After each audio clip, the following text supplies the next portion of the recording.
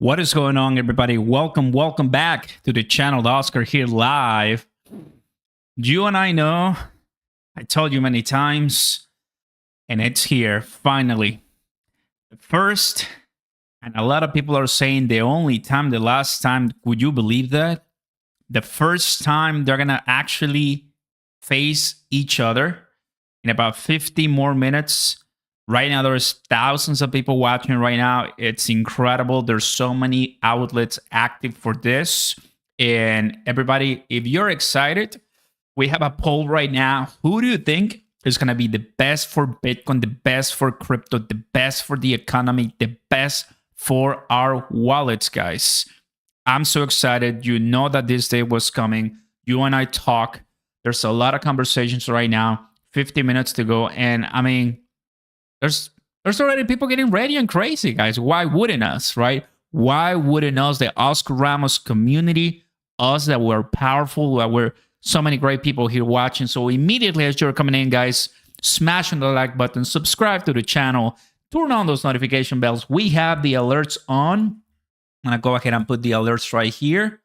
Alerts on, everybody. Very, very happy to have you all back. And oh man, I couldn't be more ready. How's everybody doing? Let me give you a sound bite. The average right there has Harris up by about 3 points. Look, that's it within the margin of error, but her momentum working. For the last 3 weeks that's so crazy, stolen. man. ABC says Harris is up. Very simple truth, bro. It is close. The battleground states. Take a look at this. It could hardly be any closer there. Harris leading. Holy market is like you lying, baby. Narrowly, all within the margin of error. And one thing to keep in mind.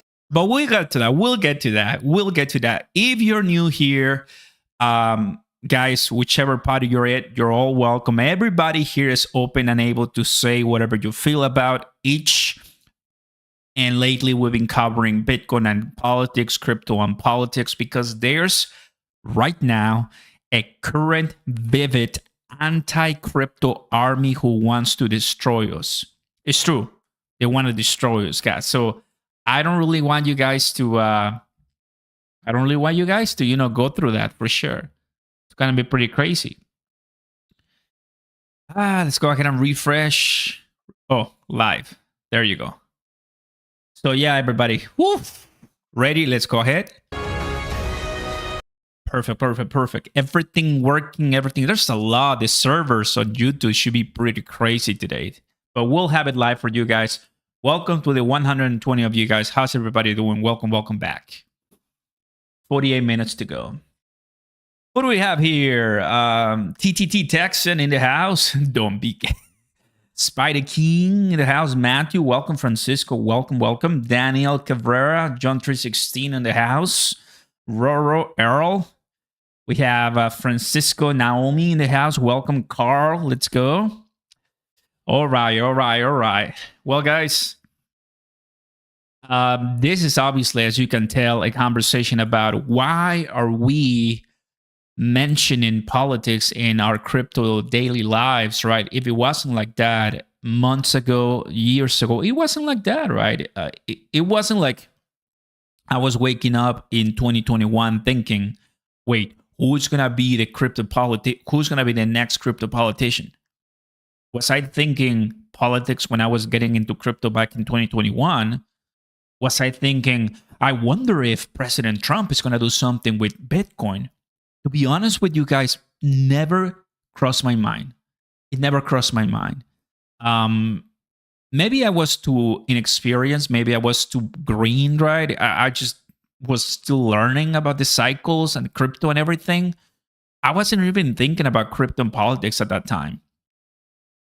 But as time goes on, you realize, okay, wait, that person can affect our industry and take us years all the way back. And we are like, oh no, I don't like that. That is bad for us. Might be good for his or her base, but do they really understand crypto and blockchain? That's what really got me inside politics, basically, when it comes to crypto, right? So tell me in the comments, what's your story? There's obviously a lot in the ballot. when it comes to cryptocurrencies, when it comes to Bitcoin, guys, that I know, Kamala Harris, she hasn't said anything. She hasn't really talked to anybody other than that non-interview that we watched a couple weeks ago. We broadcasted here, fam, scripted, pre-recorded, wasn't really that complete in my opinion. That's the only conversation she had. Obviously, she wasn't going to say anything about Bitcoin and crypto, right? So I guess we were right. So on that side of the aisle, I got zero from her. I got zero from her when it comes to Bitcoin and crypto. Yeah, she says this, she says that. An advisor says this. A Harris campaign senior person says that. I want to hear it from her. She has to say it. She has to say, I like Bitcoin. Here's why I believe ETFs are important. Here's why I agree with the decision of asset managers, including the ETFs, instruments. Nothing. So on that side of the, I'm just giving you facts, fam. I'm giving you facts. I'm just not saying I don't like Kamala Harris, right, for crypto. No. The facts are we have nothing on her. And obviously, Biden is the president. He's nowhere to be found. And President Biden really didn't have that bone, right, to speak on behalf of crypto as well. So on that side of the aisle, the Democratic side, personally, I feel empty. I feel like we have not much going on.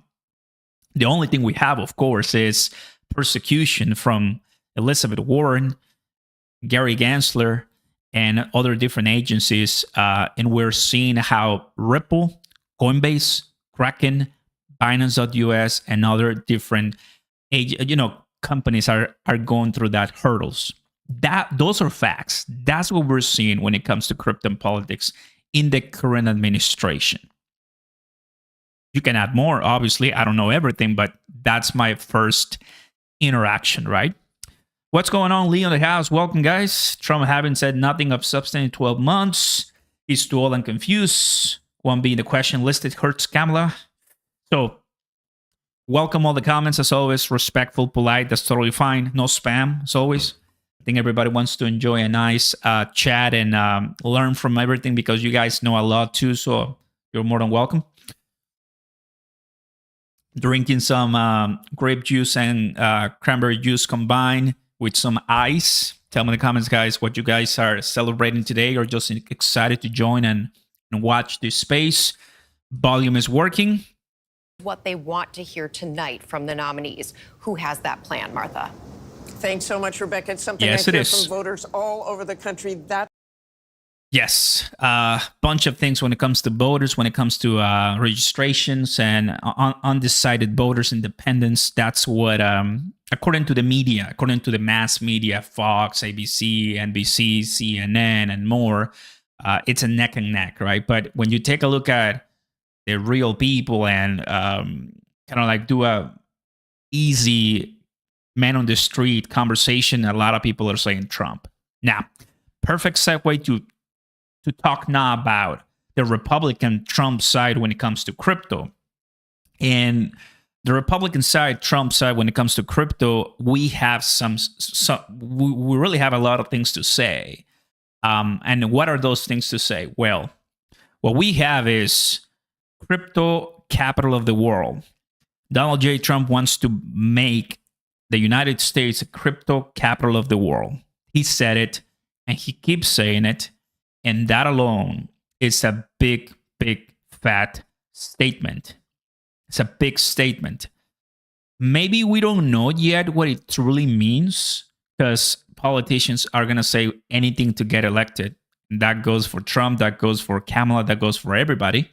They're going to say something right now, and then tomorrow, and when they get it actually voted in, they completely change. Some people do that. All politicians do that, right?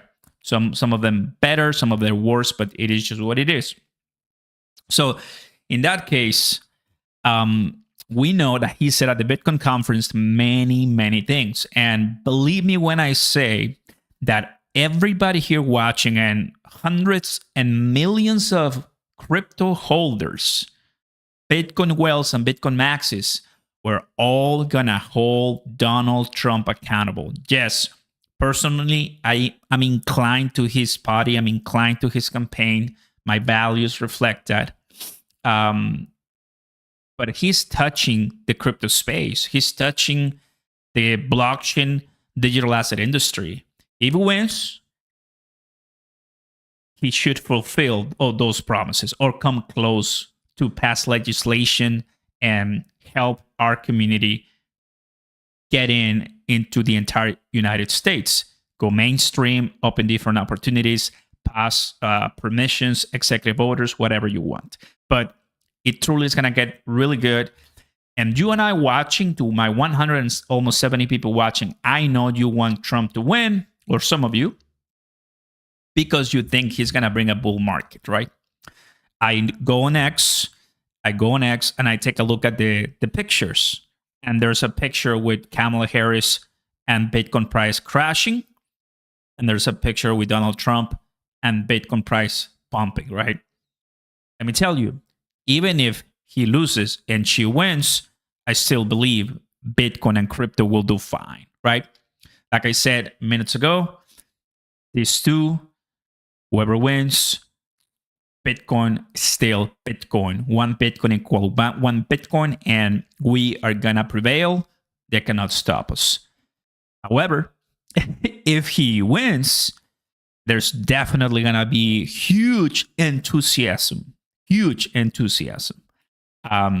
because you're literally putting the United States back on the map as far as dominating the crypto industry, as far as taking a place. Because, guys, in less than a week, I'm gonna travel to Singapore, as some of you know, for Token 2049. I'm so blessed and excited and grateful. And I already know the reason why these mega corporations are hosting such events in Dubai and Singapore. Token 2049 is hosted in two places, Dubai and Singapore. They've been doing that for years. Why not in the US, you may ask? Because I hate to break it to you guys, but many crypto companies, many crypto exchanges, guys, they don't have permission to service US customers because the United States is super tough when it comes to laws in that. So they just do no KYC and they conquer Asia, Europe, Africa, and other different places. So if you want to succeed in crypto, you gotta talk to the world. It's not just the US. And somebody like CC, Chris Marsalek, right? Brian Armstrong, Michael Saylor, the leaders when it comes to exchanges, when it comes to crypto and blockchain, they know that, right? They know that the US is falling behind. Do we need to fall behind another 4 more years? That's the big question. And the answer is no. We cannot fall behind. We've been waiting a while. I'm in crypto for only 4 years, guys. I'm so blessed and happy to have a platform, right, where you come and I give you free content, right, and we have a great time. But honestly, I still have years ahead of more learning and a journey, right, that we're gonna go and experience, because there's so much going on, and the world can change, and our world can change in crypto if we have great leaders. And I think beautiful big leaders are coming after this. And in about 40 more minutes, we're going to start listening to these ones, guys. So if you're enjoying the conversation, guys, I'm giving you all the info, all the golden nuggets. Would appreciate if you guys smash the like button, subscribe to the channel. Trevor Review in the house with the first super chat. I appreciate that a lot, my man. Thank you so much. 200 people watching. What is going on, guys? What is going on? Welcome back. Half an hour to go. Be careful in Singapore. I will be careful. First time travel. I'm going to travel to Tokyo, and then I'm going to travel to Singapore. That's the way the trip is scheduled. So first time going to Asia, I couldn't be more ready. Make sure you guys are voting in the poll. We have 230 votes right now.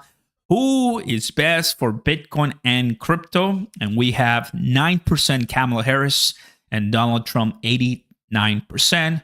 Other, we have 3%. So if you're putting other, let us know in the comments who you think is gonna be the best person for cryptocurrencies. That'll be awesome. The questions will be stacked for Kamala's benefit, and she has all the questions prior to the event, likely.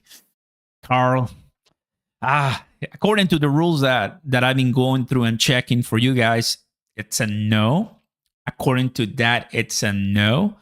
Nobody knows the questions, but hey, you know how the media works.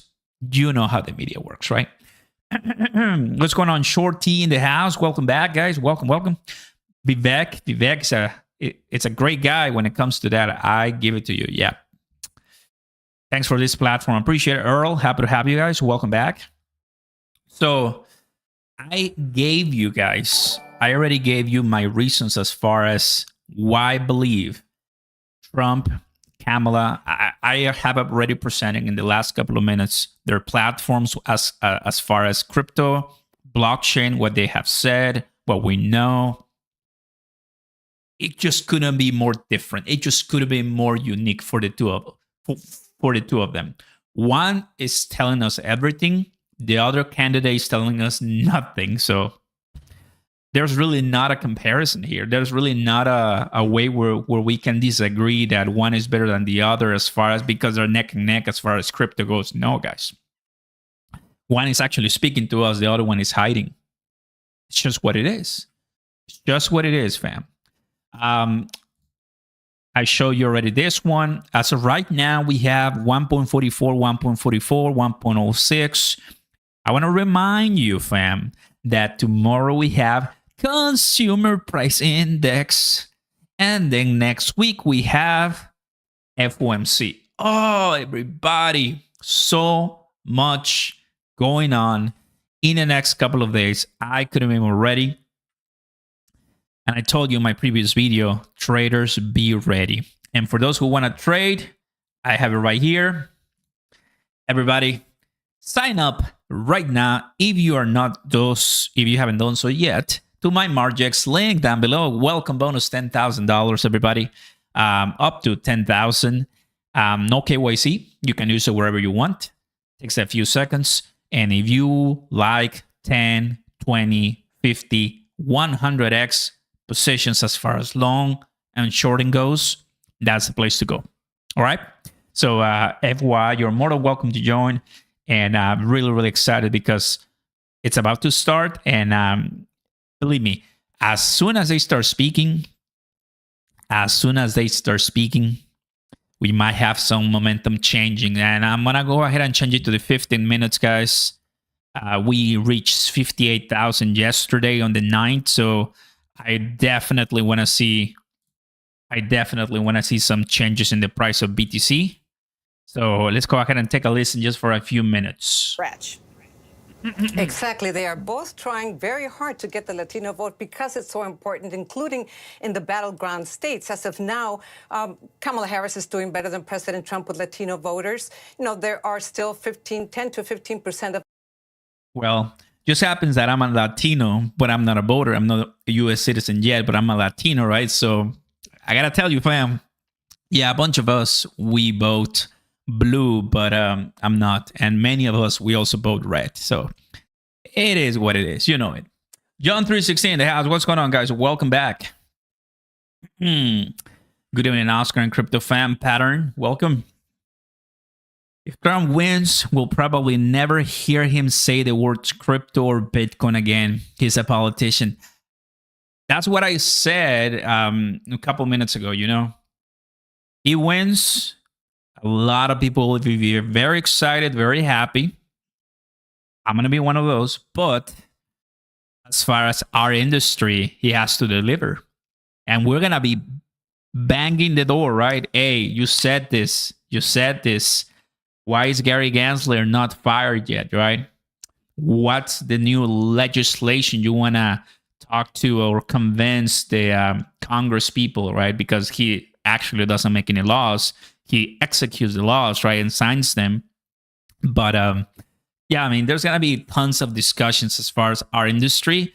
And what I'm thinking is, and this is just my own interpretation of what could happen, but I do see, if he wins, I do see a panel where we see Brian Armstrong, Charles Hoskinson, Gavin Wood, Vitalik Buterin, right? We may see Silvio Micali too. We could see Robinhood CEO, Fidelity CEO. Like, we are going to see a panel with the biggest and most influential crypto leaders here in the United States. That's what I like to see, because that's what he used to do, if you remember, because I would watch on Fox News and on different channels, right?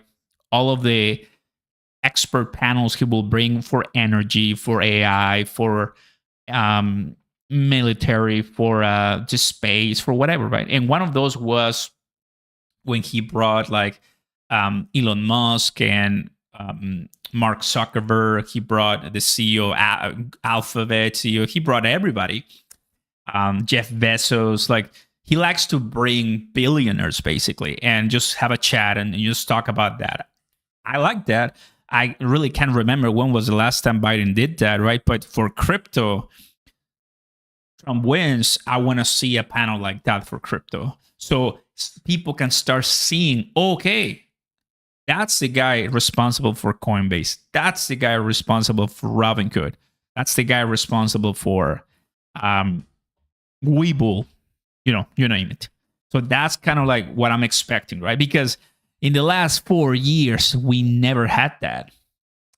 Digital industry and crypto is a big, important, sector right now. It's billions of dollars, guys. Billions of dollars in when it comes to money being transferred every single day. Why not share with the entire population, right? So, yeah, huge, guys, huge. You're from Canada, and Trump is the way I see for the world. John 316 in the house. He's a business person. It is indeed.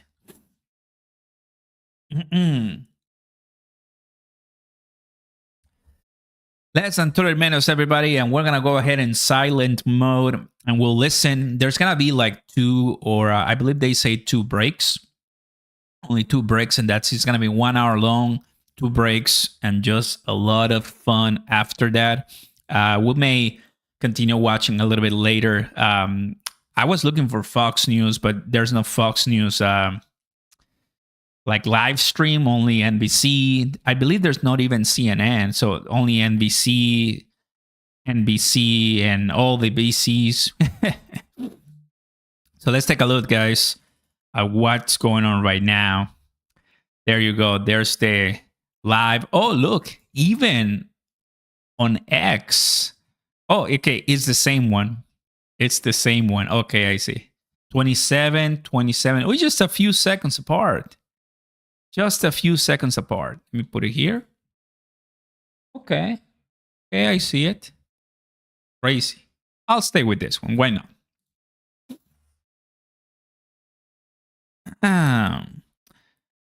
We have 27 minutes to go, Crypto Zero. 27 minutes to go for us to crank it up and really see what's happening with them. Are they talking today? Yes, they are. Yes, they are. Go ahead and put the glasses on. Nice. Guys, as of right now, let's go ahead and take a look at the crypto bubbles. See how things were looking right now for today's debate. I'm going to hide Margex for a little second right here. Let's go. So we're looking at Ethereum. Let's go ahead and do the top 100 in the last today. Everybody, if you've been buying the dip, congrats to all of you. If you've been buying the dip, congrats to all of you, because I bought the dip so many times throughout the summer. Believe me, like I was telling my community, I just bought. And well, the price have gone down a lot. So, I mean, that's a fact. But I'm very happy to see in a week, we are starting to come back a little bit higher, right? So nothing to be afraid despite the losses, despite the capitulation by a lot of whales. But I'll tell you something, guys. It's still September. This is supposed to be the bearish month. It was pretty tough the first days. I mean, don't get me wrong, but it starts to look a little bit much better because of the big dates we have ahead. That's why. Big dates we have ahead as far as crypto goes. So that's really, really, really exciting. Hey, Danielle, what's going on, man? Happy to have you. We need a crow video soon. That's true, buddy. More crow videos and crow updates coming your way, guys. That's for a fact. Let's go ahead and take a look at what we wait for the Fear and Greed Index. Just to check with you, fam, here is what it looks like. Lately, fear is going less and less, and greed is approaching much faster. Why is that? Well, because we're no longer crashing a lot. The less they're crashing, the more bullish and the more people want to buy dollar cost average and prepare big leak. And I mean, we couldn't be more ready for that, right? Couldn't be more ready for that. Let's go ahead and open up, see who is winning today. Not many are winning in the last 1 hour or so, but I've been looking at Jasmy lately. It went up really, really nice. So shout out to everybody holding Jasmy. Our Shiba Inu holders watching what's going on, fam. Today we made a video, 1 penny. That was pretty fun. 1 penny and you quit your job. A lot of people are really down for that. I don't blame them. I don't blame them.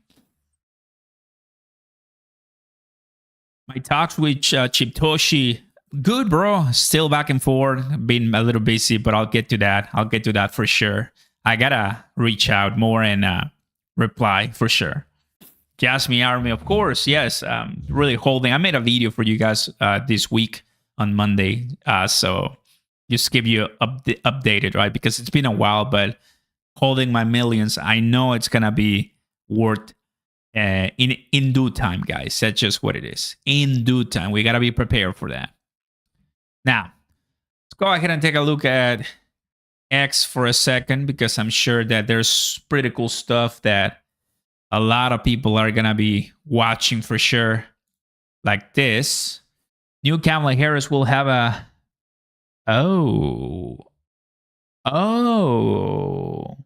so it's even. Kamala Harris will have a miniature podium during this debate.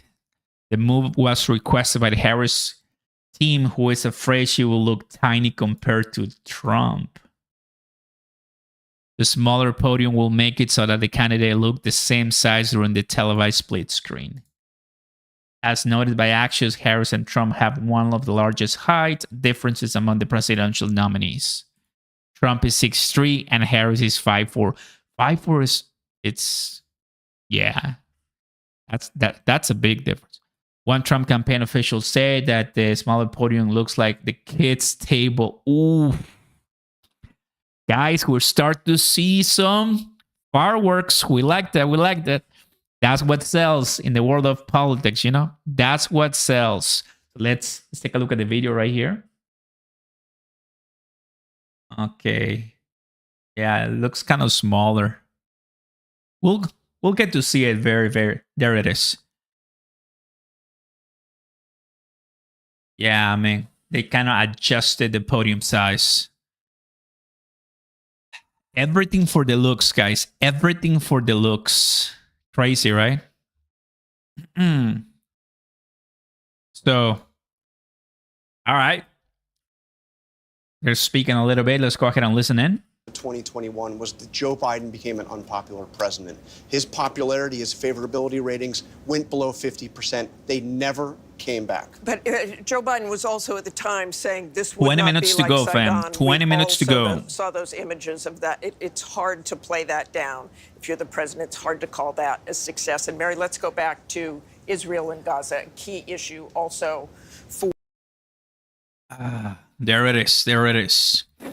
Guys, as always, don't forget to smash the like button, to subscribe to the channel if you haven't done so. Alerts are on. Always trying to bring you the content that you and everybody deserves.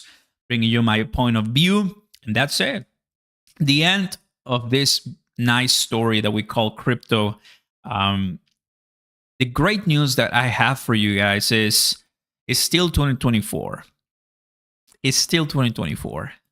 What I mean with that is all of the forecasts that I have seen, I've spent hours every single day understanding crypto better, so I provide and I convey that info to you guys. Most of my indicators and forecasts that I take a look at, compare and still take a look at what I can get from the insights. They tell me that the big major breakouts of millionaire level status are going to come next year, 2025. You're going to see a lot of predictions, right? As far as 2024, end of the year, mega massive breakout or, super huge bump. Just know that there's a chance it could happen because it's Q4. But unless you're really good at trading and you can sell and then buy again, I think I just prefer holding till 2025, where I know for a fact, based on my multiple indicators, that I'm okay to sell. Because things are going to get much better. Things are going to get way much better ahead, fam. So I'm not really, there it is. I'm not really trying to time the market, right? In this case. Timing the market right now, it doesn't going to help me so much if I'm not trading. If I'm investing, just letting it go, right? Letting it go. But I understand that there's some people in my audience that want to trade and want to make a lot of money trading. So utilize SmartJex, utilize my link down below, guys. Sign up and start trading very nice, very fast, because the time is now. The time is now, for sure. Unknown, you are right. Yeah, we all know history repeats itself. It's a matter of time, for sure. It's a matter of time. We're all buying and holding, and let's create a portfolio now to get it and create a little pump. Thanks, Oscar, for everything that you do for us in the crypto community. Ray, appreciate that, buddy. As always, I have you guys in my thoughts. I know that it's a lot going on as far as crypto, and in less than 20 minutes, we'll be really enjoying. The world will be enjoying. The United States will be enjoying. It's going to be cool and fun. Yeah. I know. I mean, let's now, with less than 20 minutes, let's kind of talk about a little bit of the expectations of this upcoming debate. As we know that crypto prices might change a little bit, and the one that we're going to be watching is Bitcoin, of course. BTC, let's go ahead and take a look at it. This is yesterday. And then that's going to be today, right? So in the last couple of hours, about 24 or so, we have gone from $54,000 all the way to $58,000. Are we going to do another breakout? It's about to be seen. And once again, a mega shout out to Trade Review, guys, for your kind and awesome support, my man. Thank you so much. You guys, I don't deserve you, to be honest with you. Cheers, guys. Cheers.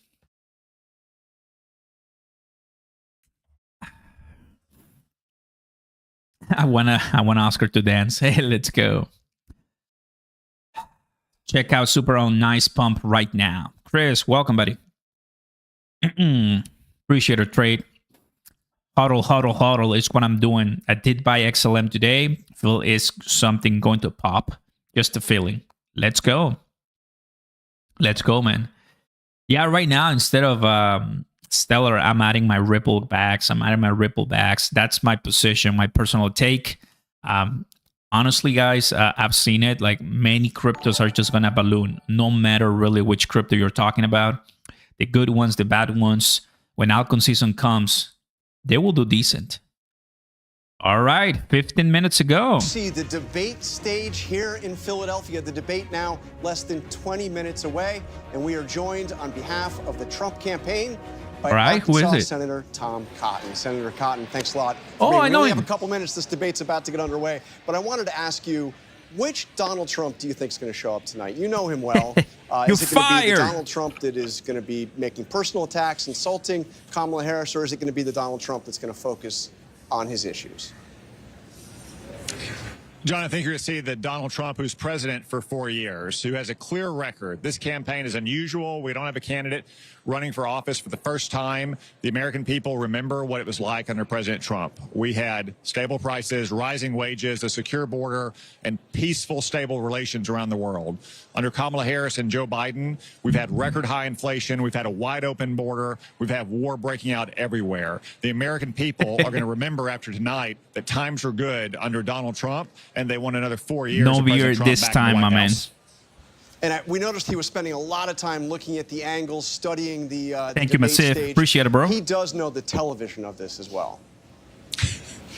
Of course he knows. Well, he does, but I think the style and the debate stage and the lighting and all that. I'll tell you something, guys. I'll tell you something.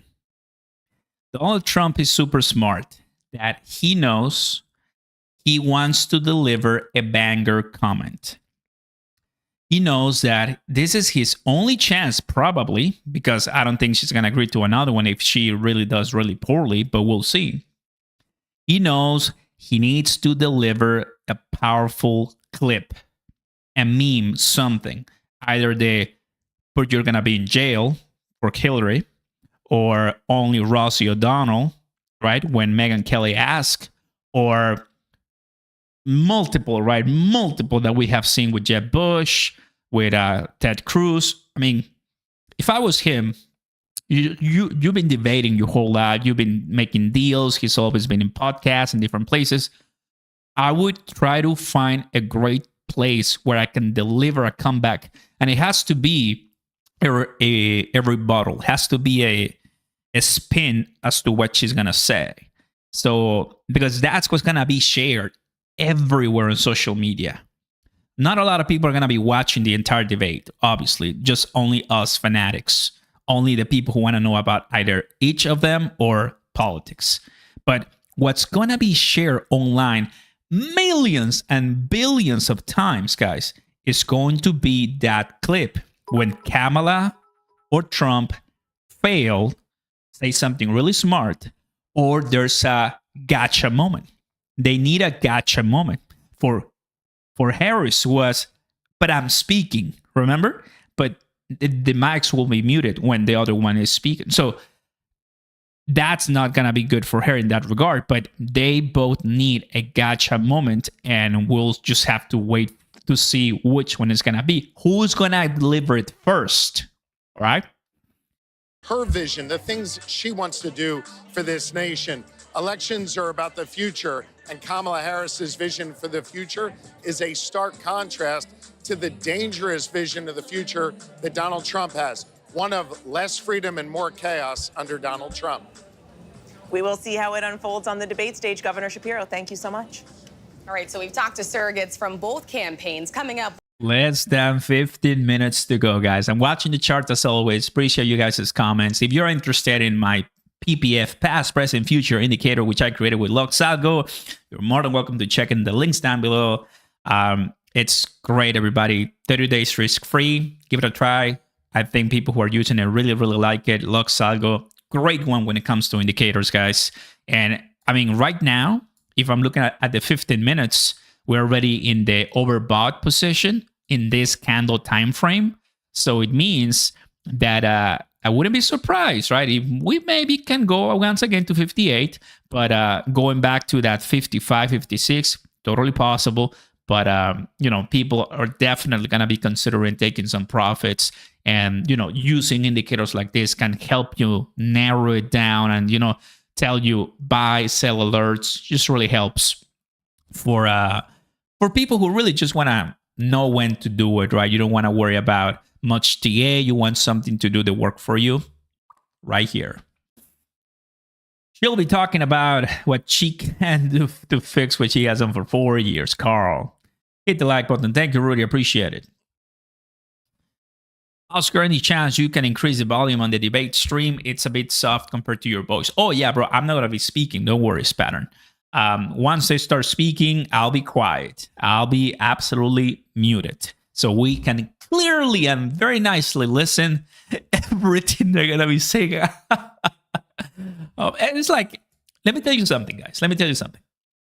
I am not super pumped on Trump, on what he's going to say, because I've been hearing him so much. He's been doing rallies, podcasts, interviews, sit downs, town halls, everything. I already know what he's going to say. I already know his points. I already know what Donald Trump is going to do, basically. But we don't really know what she's going to do. She's so teleprompted, scripted, hidden, and edited. It's like, finally, we get to see a big, huge contrast. Big, huge contrast, right? So I think the only thing he needs to do is just come with fire and see if he can make her a little bit sweat. You know, I'm just like, okay, wow.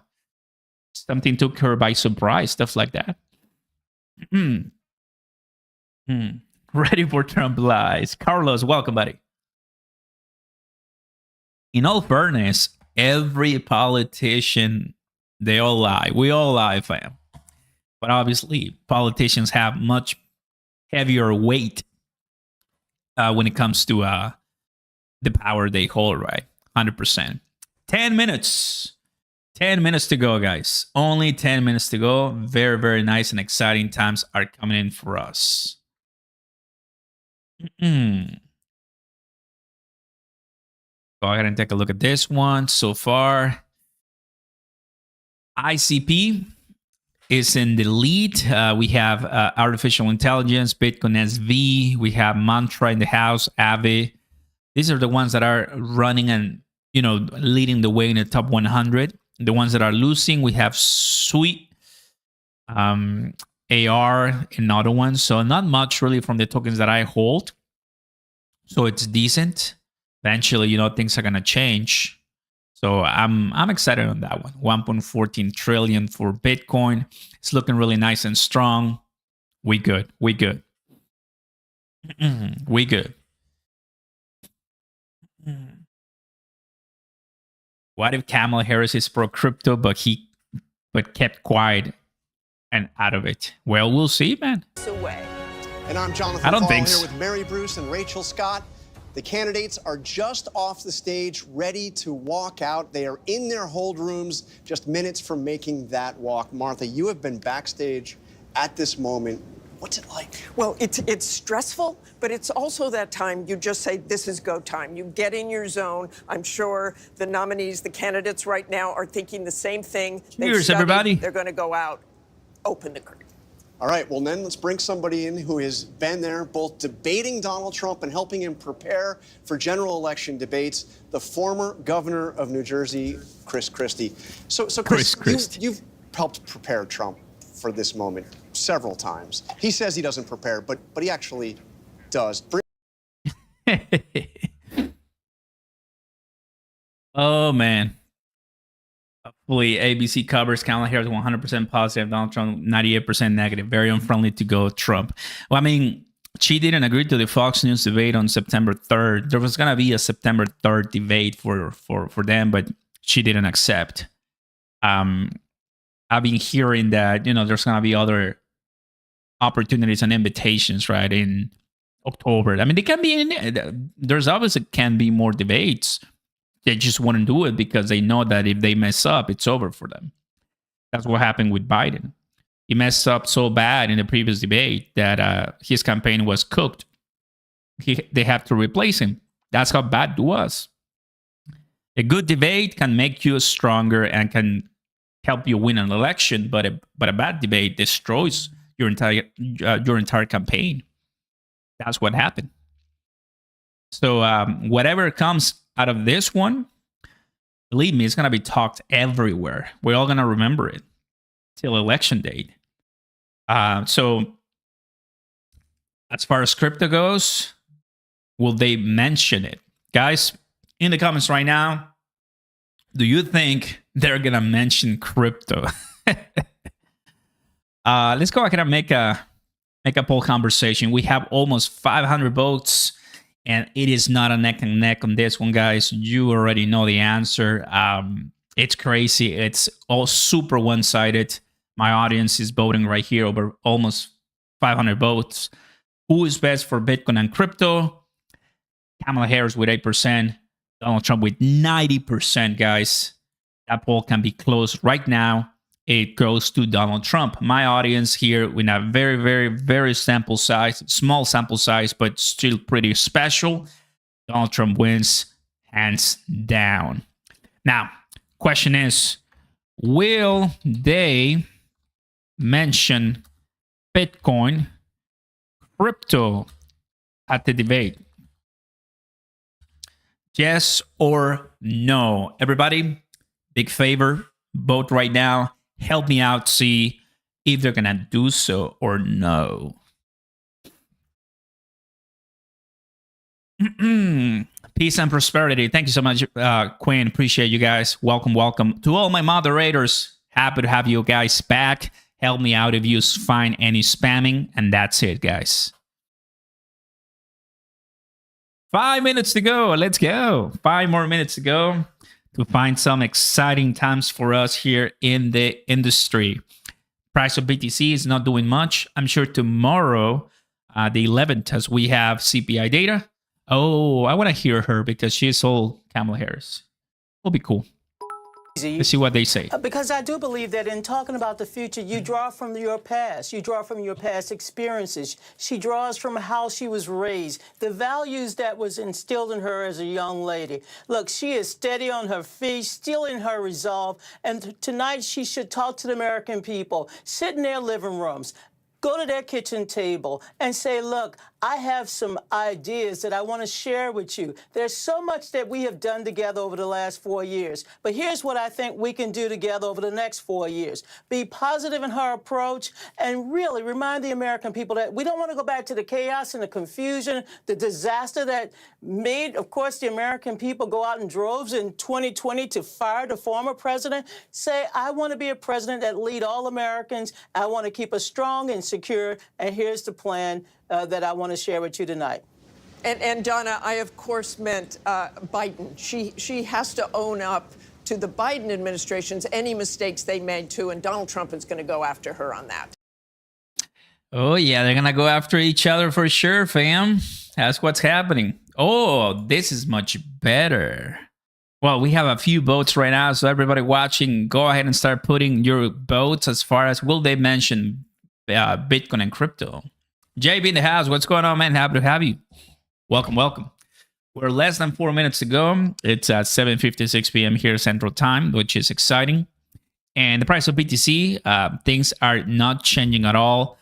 Things are very quiet in the world of crypto, which that's the one we care the most. That's the one we care the most, guys. And I'm very happy, to see that my audience here on YouTube, you guys, obviously, because this is something that affects every single one of us. A lot of us, we are over 30, 25 plus, because I see my demographics, and we're already at that point that we can sustain a good conversation about these subjects when it comes to politics and crypto. We're not ashamed, scared, afraid, or our feelings are hurt, right? No, right? We can easily take a great conversation and dissect and see, okay, how good or bad it's going to be for my family, right? And the economy. We have that talent to understand. That's what I really like, this, what I will say, the pivot that I'm doing a little bit on the channel. And I appreciate you guys stopping by, because a lot of people on the comments tell me, don't speak about politics, only get to crypto. And I'm like, no, it's my channel. I can do whatever I want. Plus, I mean, politics is going to be important for us in crypto too, right? We need to stay aware, stay educated. And that's part of this channel's guide. My feelings hurt. It's true, bro. It's true. Jimmy in the house, what's going on, man? Happy to have you. Welcome, 300 people of you watching. You're coming at the right time. 2 minutes to go. 2 minutes to go. That's it. 2 minutes to go. Attract female voters, is it? Yeah, no, it won't. But I also think that just like he did in the first debate against Joe Biden, I think go ahead and refresh this one. I'm gonna refresh. The future of our family.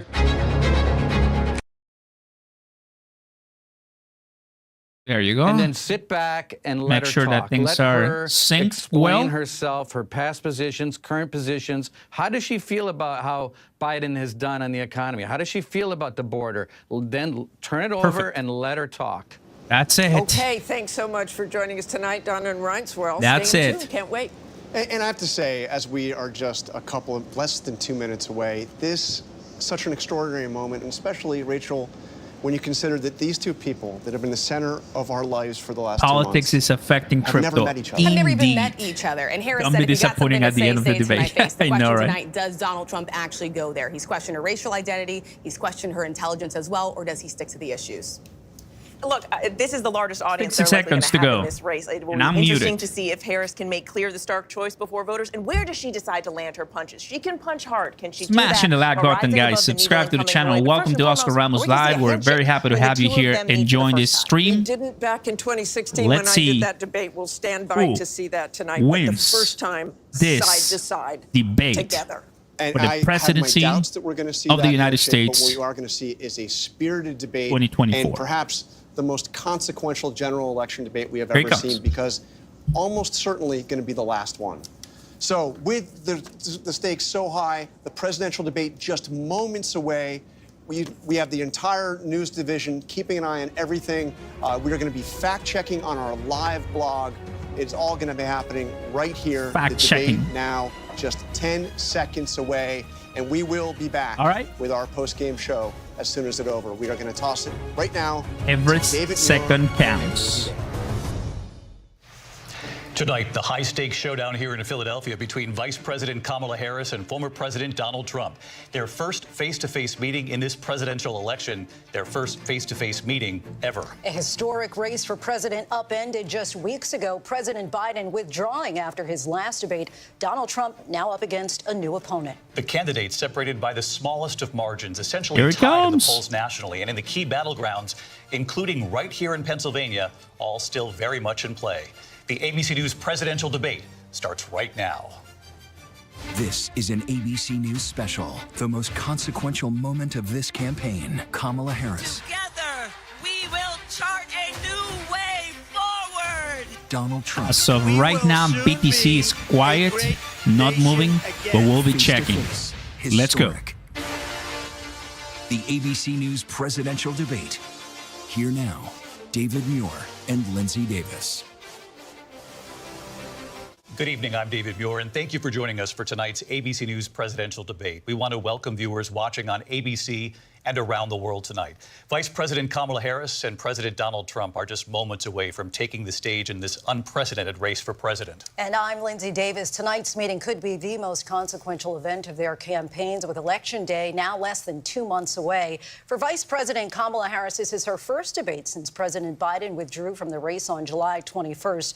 Of course, that decision followed his debate against President Donald Trump in June. Since then, this race has taken on an entirely new dynamic. And that brings us to the rules of tonight's debate. 90 minutes with 2 commercial breaks. No topics or questions have been shared with the campaigns.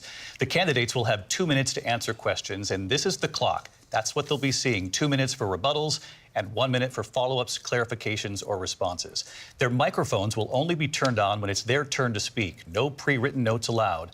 There is no audience here tonight in this hall at the National Constitution Center. This is an intimate setting for 2 candidates who have never met. President Trump won the coin toss. He chose to deliver the final closing statement of the evening. Vice President Harris selected the podium to the right.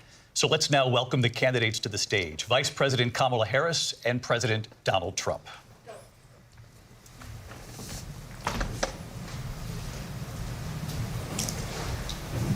Kamala Harris. Let's have a good debate. Nice to see you. Have fun. Thank you. Welcome to you both. It's wonderful to have you. It's an honor to have you both here tonight. Good evening. We are looking forward to a spirited and thoughtful debate. So let's get started. I want to begin tonight with the issue that voters repeatedly say is their #1 issue, and that is the economy and the cost of living in this country. Vice President Harris, you and President Trump were elected 4 years ago, and your opponent on the stage here tonight often asks his supporters, are you better off than you were 4 years ago? When it comes to the economy, do you believe Americans are better off than they were 4 years ago? So I was raised as a middle-class kid. And I am actually the only person on this stage who has a plan that is about lifting up the middle class and working people of America.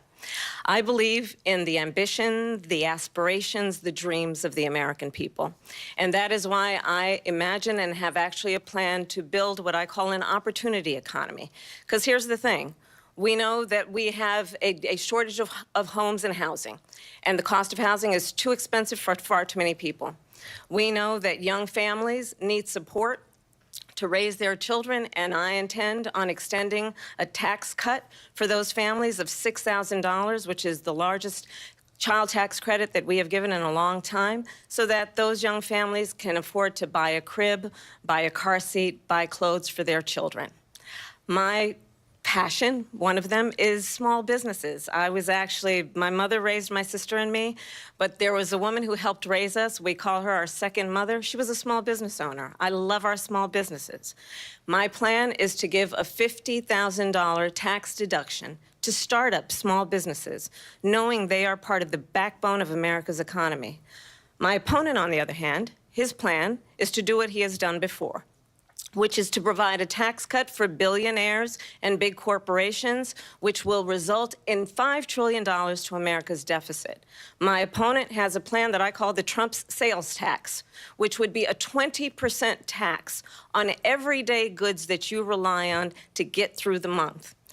Economists have said that that Trump sales tax would actually result for middle-class families in about $4,000 more a year because of his policies and his ideas about what should be the backs of middle-class people paying for tax cuts for billionaires. President Trump, I'll give you 2 minutes. First of all, I have no sales tax. That's an incorrect statement. She knows that. We're doing tariffs on other countries. Other countries are going to finally, after 75 years, pay us back for all that we've done for the world.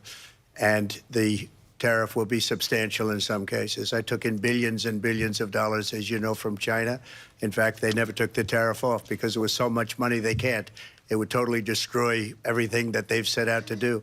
They're taking in billions of dollars from China and other places. They've left the tariffs on. When I had it, I had tariffs, and yet I had no inflation.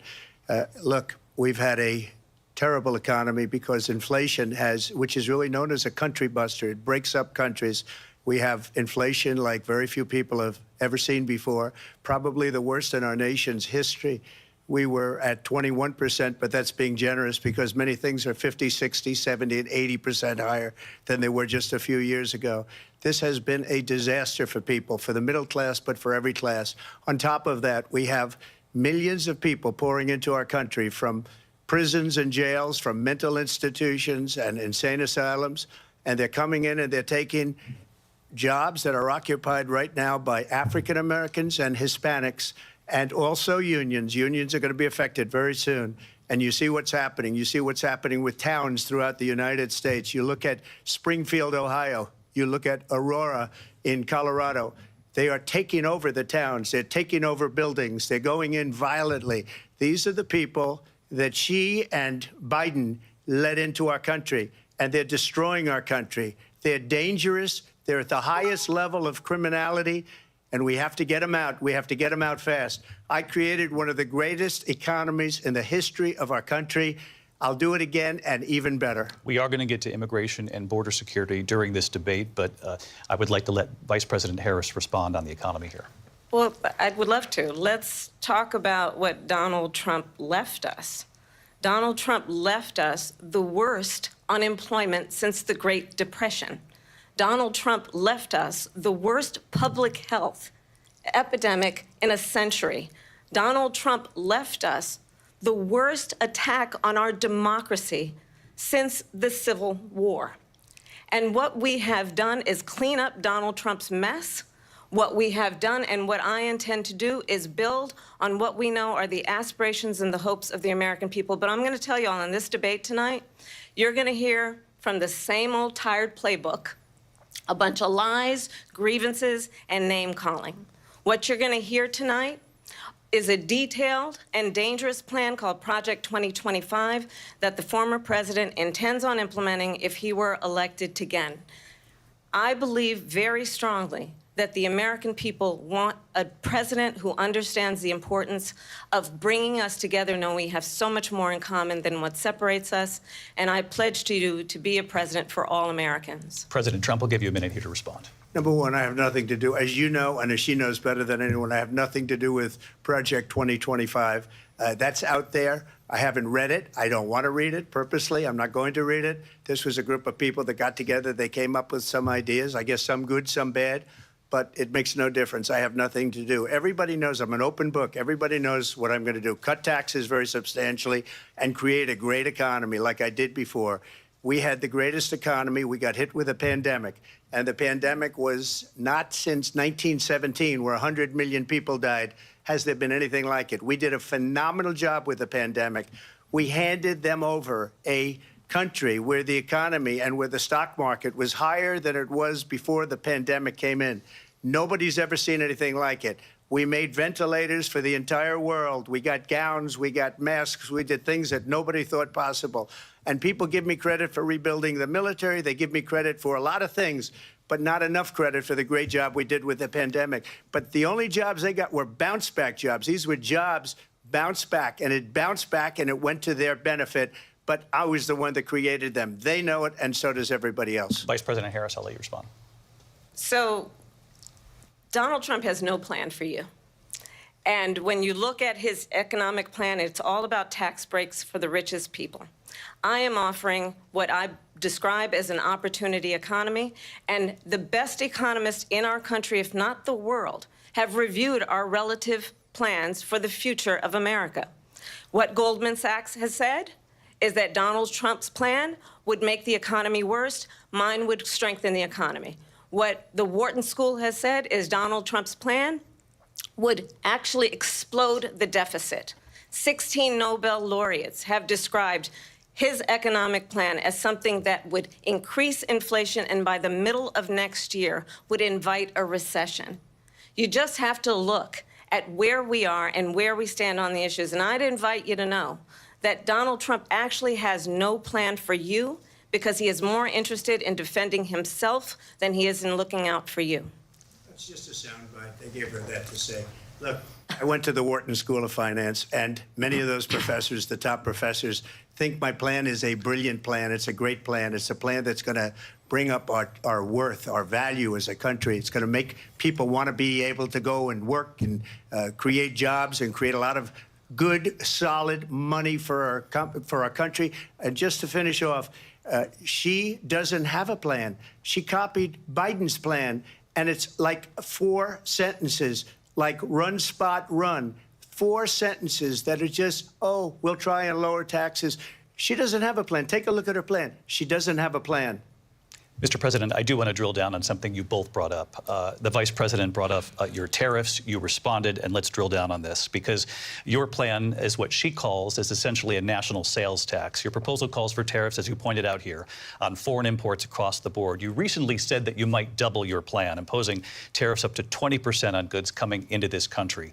As you know, many economists say that with tariffs at that level, costs are then passed on to the consumer. Vice President Harris has argued it'll mean higher prices on gas, food, clothing, medication, arguing it costs the typical family nearly $4,000 a year. Do you believe Americans can afford higher prices because of tariffs? They're not going to have higher prices. What's going to have and who's going to have higher prices is China and all of the countries that have been ripping us off for years. I was the only president ever. China was paying us hundreds of billions of dollars, and so were other countries. And, you know, if she doesn't like them, they should have gone out and they should have immediately cut the tariffs. But those tariffs are there 3.5 years now under their administration. We are going to take in billions of dollars, hundreds of billions of dollars. I had no inflation, virtually no inflation. They had the highest inflation perhaps in the history of our country, because I've never seen a worse period of time. People can't go out and buy cereal or bacon or eggs or anything else. The people of our country are absolutely dying with what they've done. They've destroyed the economy. And all you have to do is look at a poll. The polls say 80 and 85 and even 90% that the Trump economy was great, that their economy was terrible. Vice President Harris, I do want to ask for your response, and you heard what the president said there, because the Biden administration did keep a number of the Trump tariffs in place. So how do you respond? Well, let's be clear that the Trump administration resulted in a trade deficit, one of the highest we've ever seen in the history of America. He invited trade wars. You want to talk about his deal with China? What he ended up doing is, under Donald Trump's presidency, he ended up selling American chips to China to help them improve and modernize their military, basically sold us out, when a policy about China should be in making sure the United States of America wins the competition for the 21st century, which means focusing on the details of what that requires, focusing on relationships with our allies, focusing on investing in American-based technology so that we win the race on AI, on quantum computing, focusing on what we need to do to support America's workforce so that we don't end up having, on the short end of the stick, in terms of workers' rights. But what Donald Trump did, let's talk about this, with COVID, is he actually thanked President Xi for what he did during COVID. Look at his tweet. "Thank you, President Xi," exclamation point, when we know that Xi was responsible for lacking and not giving us transparency about the origins of COVID. President Trump, I'll let you respond. First of all, they bought their chips from Taiwan. We hardly make chips anymore because of philosophies like they have and policies like they have. I don't say her because she has no policy. Everything that she believed 3 years ago and 4 years ago is out the window. She's going to my philosophy now. In fact, I was going to send her a MAGA hat. She's gone to my philosophy. But if she ever got elected, she'd change it. And it will be the end of our country. She's a Marxist. Everybody knows she's a Marxist. Her father's a Marxist professor in economics, and he taught her well. But when you look at what she's done to our country, and when you look at these millions and millions of people that are pouring into our country monthly, where it's, I believe, 21 million people, not the 15 that people say, and I think it's a lot higher than the 21, that's bigger than New York State pouring in. And just look at what they're doing to our country. They're criminals. Many of these people coming in are criminals. And that's bad for our economy, too. You know, you mentioned before, we'll talk about immigration later. Well, bad immigration is the worst thing that can happen to our economy. They have, and she has, destroyed our country with policy that's insane. Almost policy that you'd say they have to hate our country. President Trump, thank you. Lindsay? I want to turn to the issue of abortion. President Trump, you've often touted that you were able to kill Roe v. Wade. Last year, you said that you were proud to be the most pro-life president in American history. Then last month, you said that your administration would be great for women and their reproductive rights. In your home state of Florida, you surprised many with regard to your 6-week abortion ban because you initially had said that it was too short. And you said, quote, "I'm going to be voting that we need more than 6 weeks." But then the very next day, you reversed course and said you would vote to support the 6-week ban. Vice President Harris says that women shouldn't trust you on the issue of abortion because you've changed your position so many times. Therefore, why should they trust you? Well, the reason I'm doing that vote is because the plan is, as you know, the vote is, they have abortion in the 9th month. They even have, and you can look at the governor of West Virginia, the previous governor of West Virginia, not the current governor, who's doing an excellent job, but the governor before, he said the baby will be born and we will decide what to do with the baby. In other words, we'll execute the baby. And that's why I did that, because that predominates, because they're radical. The Democrats are radical in that. And her vice presidential pick, which I think was a horrible pick, by the way, for our country, because he is really out of it. But her vice presidential pick says abortion in the 9th month is absolutely fine. He also says execution after birth. It's execution, no longer abortion, because the baby is born, is okay. And that's not okay with me, hence the vote. But what I did is something for 52 years. They've been trying to get Roe v. Wade into the states. And through the genius and heart and strength of 6 Supreme Court justices, we were able to do that. Now, I believe in the exceptions for rape, incest, and life of the mother. I believe strongly in it. Ronald Reagan did also. 85% of Republicans do. Exceptions. Very important. But we were able to get it, and now states are voting on it. And for the first time, you're going to see, look, this is an issue that's torn our country apart for 52 years. Every legal scholar, Every Democrat, every Republican, liberal, conservative, they all wanted this issue to be brought back to the states where the people could vote. And that's what happened. Now, Ohio, the vote was somewhat liberal. Kansas, the vote was somewhat liberal, much more liberal than people would have thought. But each individual state is voting. It's the vote of the people now. It's not tied up in the federal government. I did a great service in doing it. It took courage to do it. And the Supreme Court had great courage in doing it. And I give tremendous credit to those 6 justices. There is no state in this country where it is legal to kill a baby after it's born. Madam Vice President, I want to get your response to President Trump. Well, as I said, you're going to hear a bunch of lies, and that's not actually a surprising fact.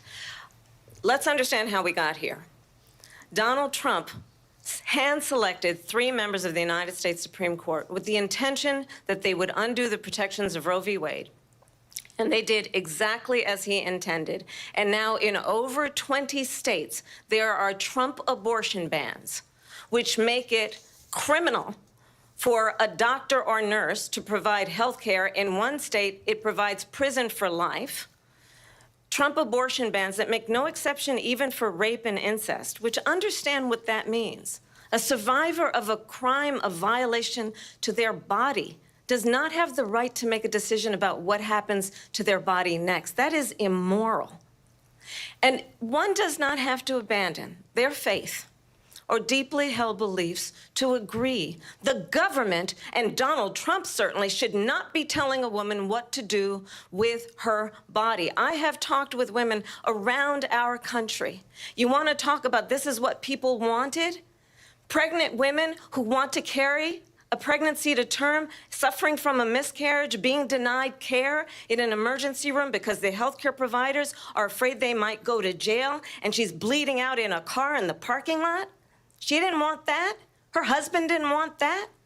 A 12 or 13-year-old survivor of incest being forced to carry a pregnancy to term. They don't want that. And I pledge to you, when Congress passes a bill to put back in place the protections of Roe v. Wade, as President of the United States, I will proudly sign it into law. But understand, if Donald Trump were to be reelected, he will sign a national abortion ban. Understand, in his Project 2025, there would be a national abortion, a monitor that would be monitoring your pregnancies, your miscarriages. I think the American people believe that certain freedoms, in particular the freedom to make decisions about one's own body, should not be made by the government. Thank you, Vice President Harris. Well, there she goes again. It's a lie. I'm not signing a ban, and there's no reason to sign a ban, because we've gotten what everybody wanted. Democrats, Republicans, and everybody else, and every legal scholar wanted it to be brought back into the states, and the states are voting. And it may take a little time, but for 52 years, this issue has torn our country apart, and they've wanted it back in the states. And I did something that nobody thought was possible. The states are now voting. What she says is an absolute lie. And as far as the abortion ban, no, I'm not in favor of abortion ban, but it doesn't matter, because this issue has now been taken over by the states. Would you veto a national abortion ban if it came to your desk? Well, I won't have to, because, again, 2 things. Number one, she said she'll go back to Congress. She'll never get the vote. It's impossible for her to get the vote, especially now with the 50-50, and essentially 50-50 in both Senate and the House. She's not going to get the vote. She can't get the vote. She won't even come close to it. So it's just talk. You know what it reminds me of? When they said they're going to get student loans terminated, and it ended up being a total catastrophe. The student loans, and then her, I think probably her boss, if you call him a boss, he spends all his time on the beach. But look, her boss went out and said, we'll do it again. We'll do it a different way. And he went out, got rejected again by the Supreme Court. So all these students got taunted with this whole thing about this whole idea. And how unfair that would have been, part of the reason they lost, to the millions and millions of people that had to pay off their student loans. They didn't get it for free. But they were saying it's the same way that they talked about that they talk about abortion. But if I could just get a yes or no, because your running mate, J.D. Vance, has said that you would veto it if it did come to your desk. Well, I didn't discuss it with J.D. In all fairness, J.D., and I don't mind if he has a certain view, but I think he was speaking for me, but I really didn't.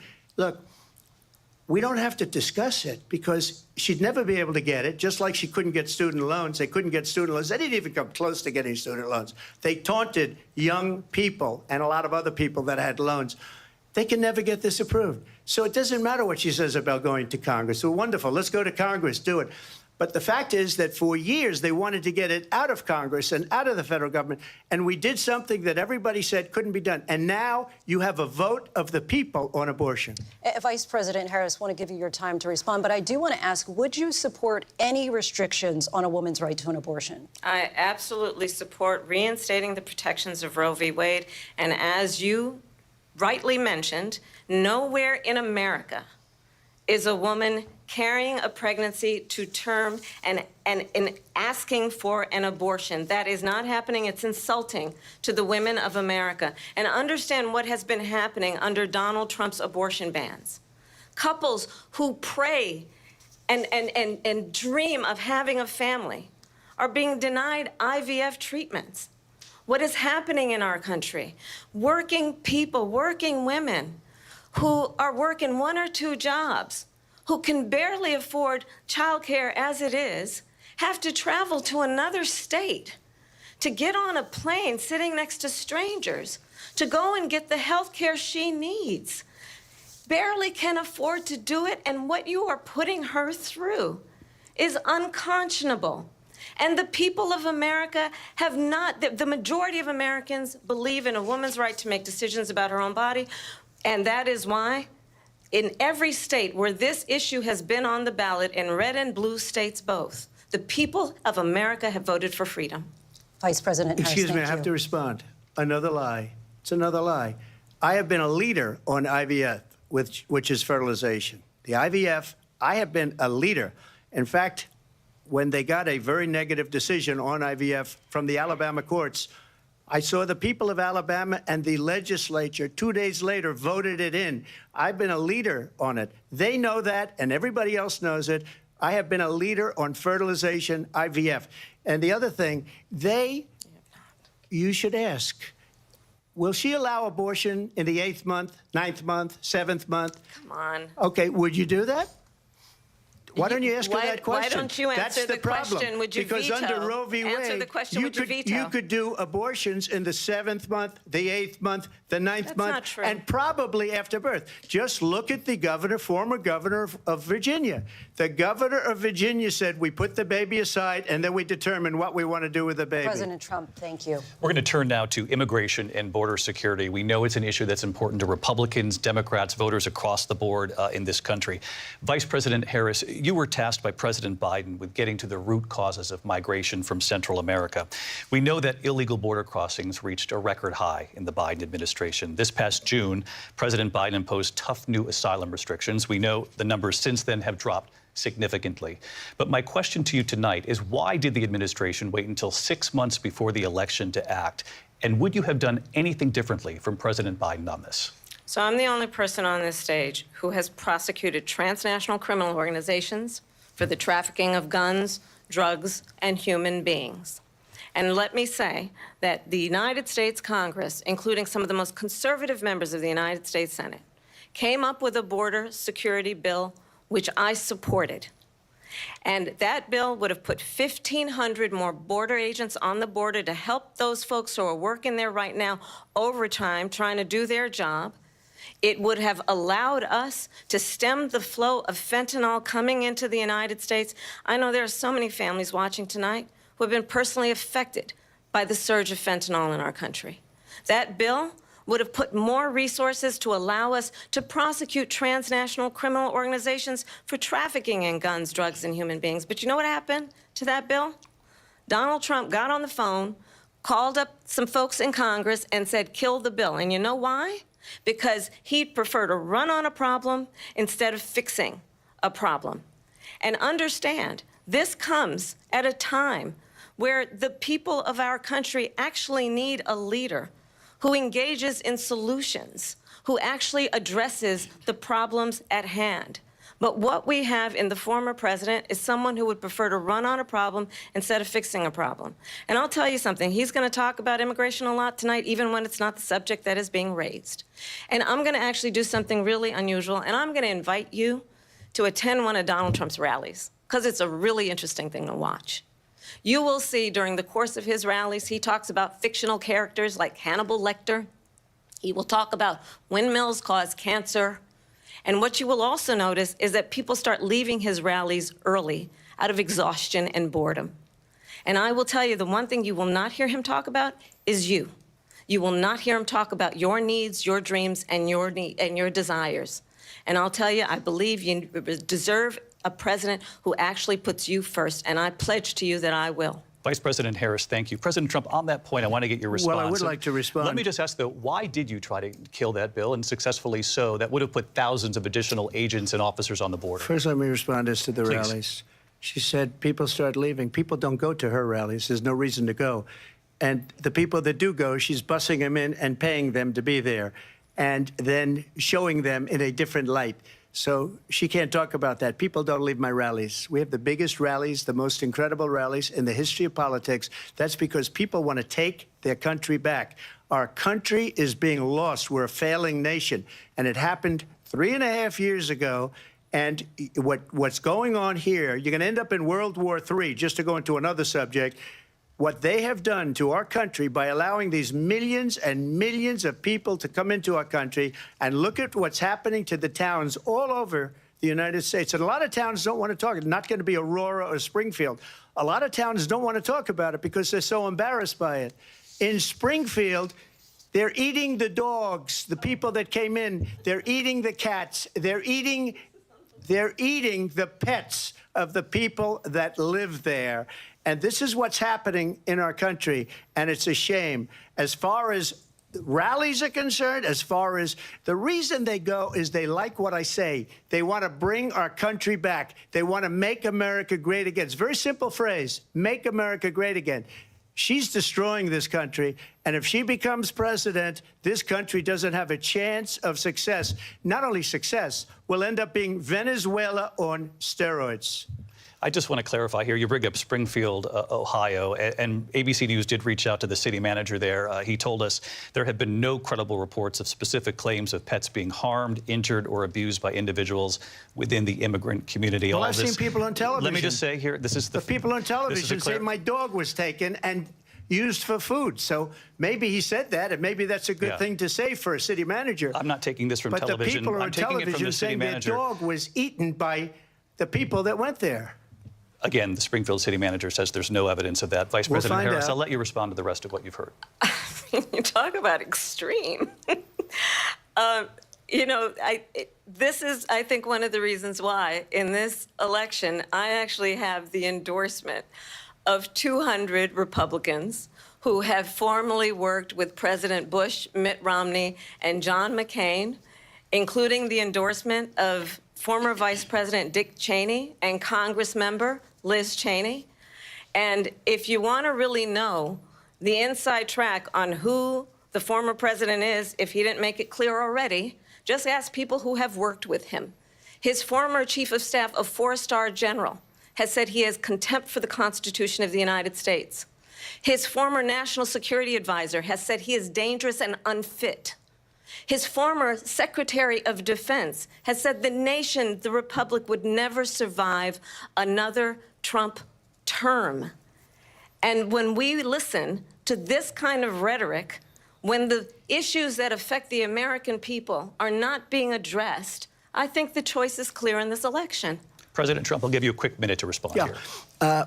Thank you, because when I hear that, see, I'm a different kind of a person. I fired most of those people. Not so graciously. They did bad things or a bad job. I fired them. They never fired one person.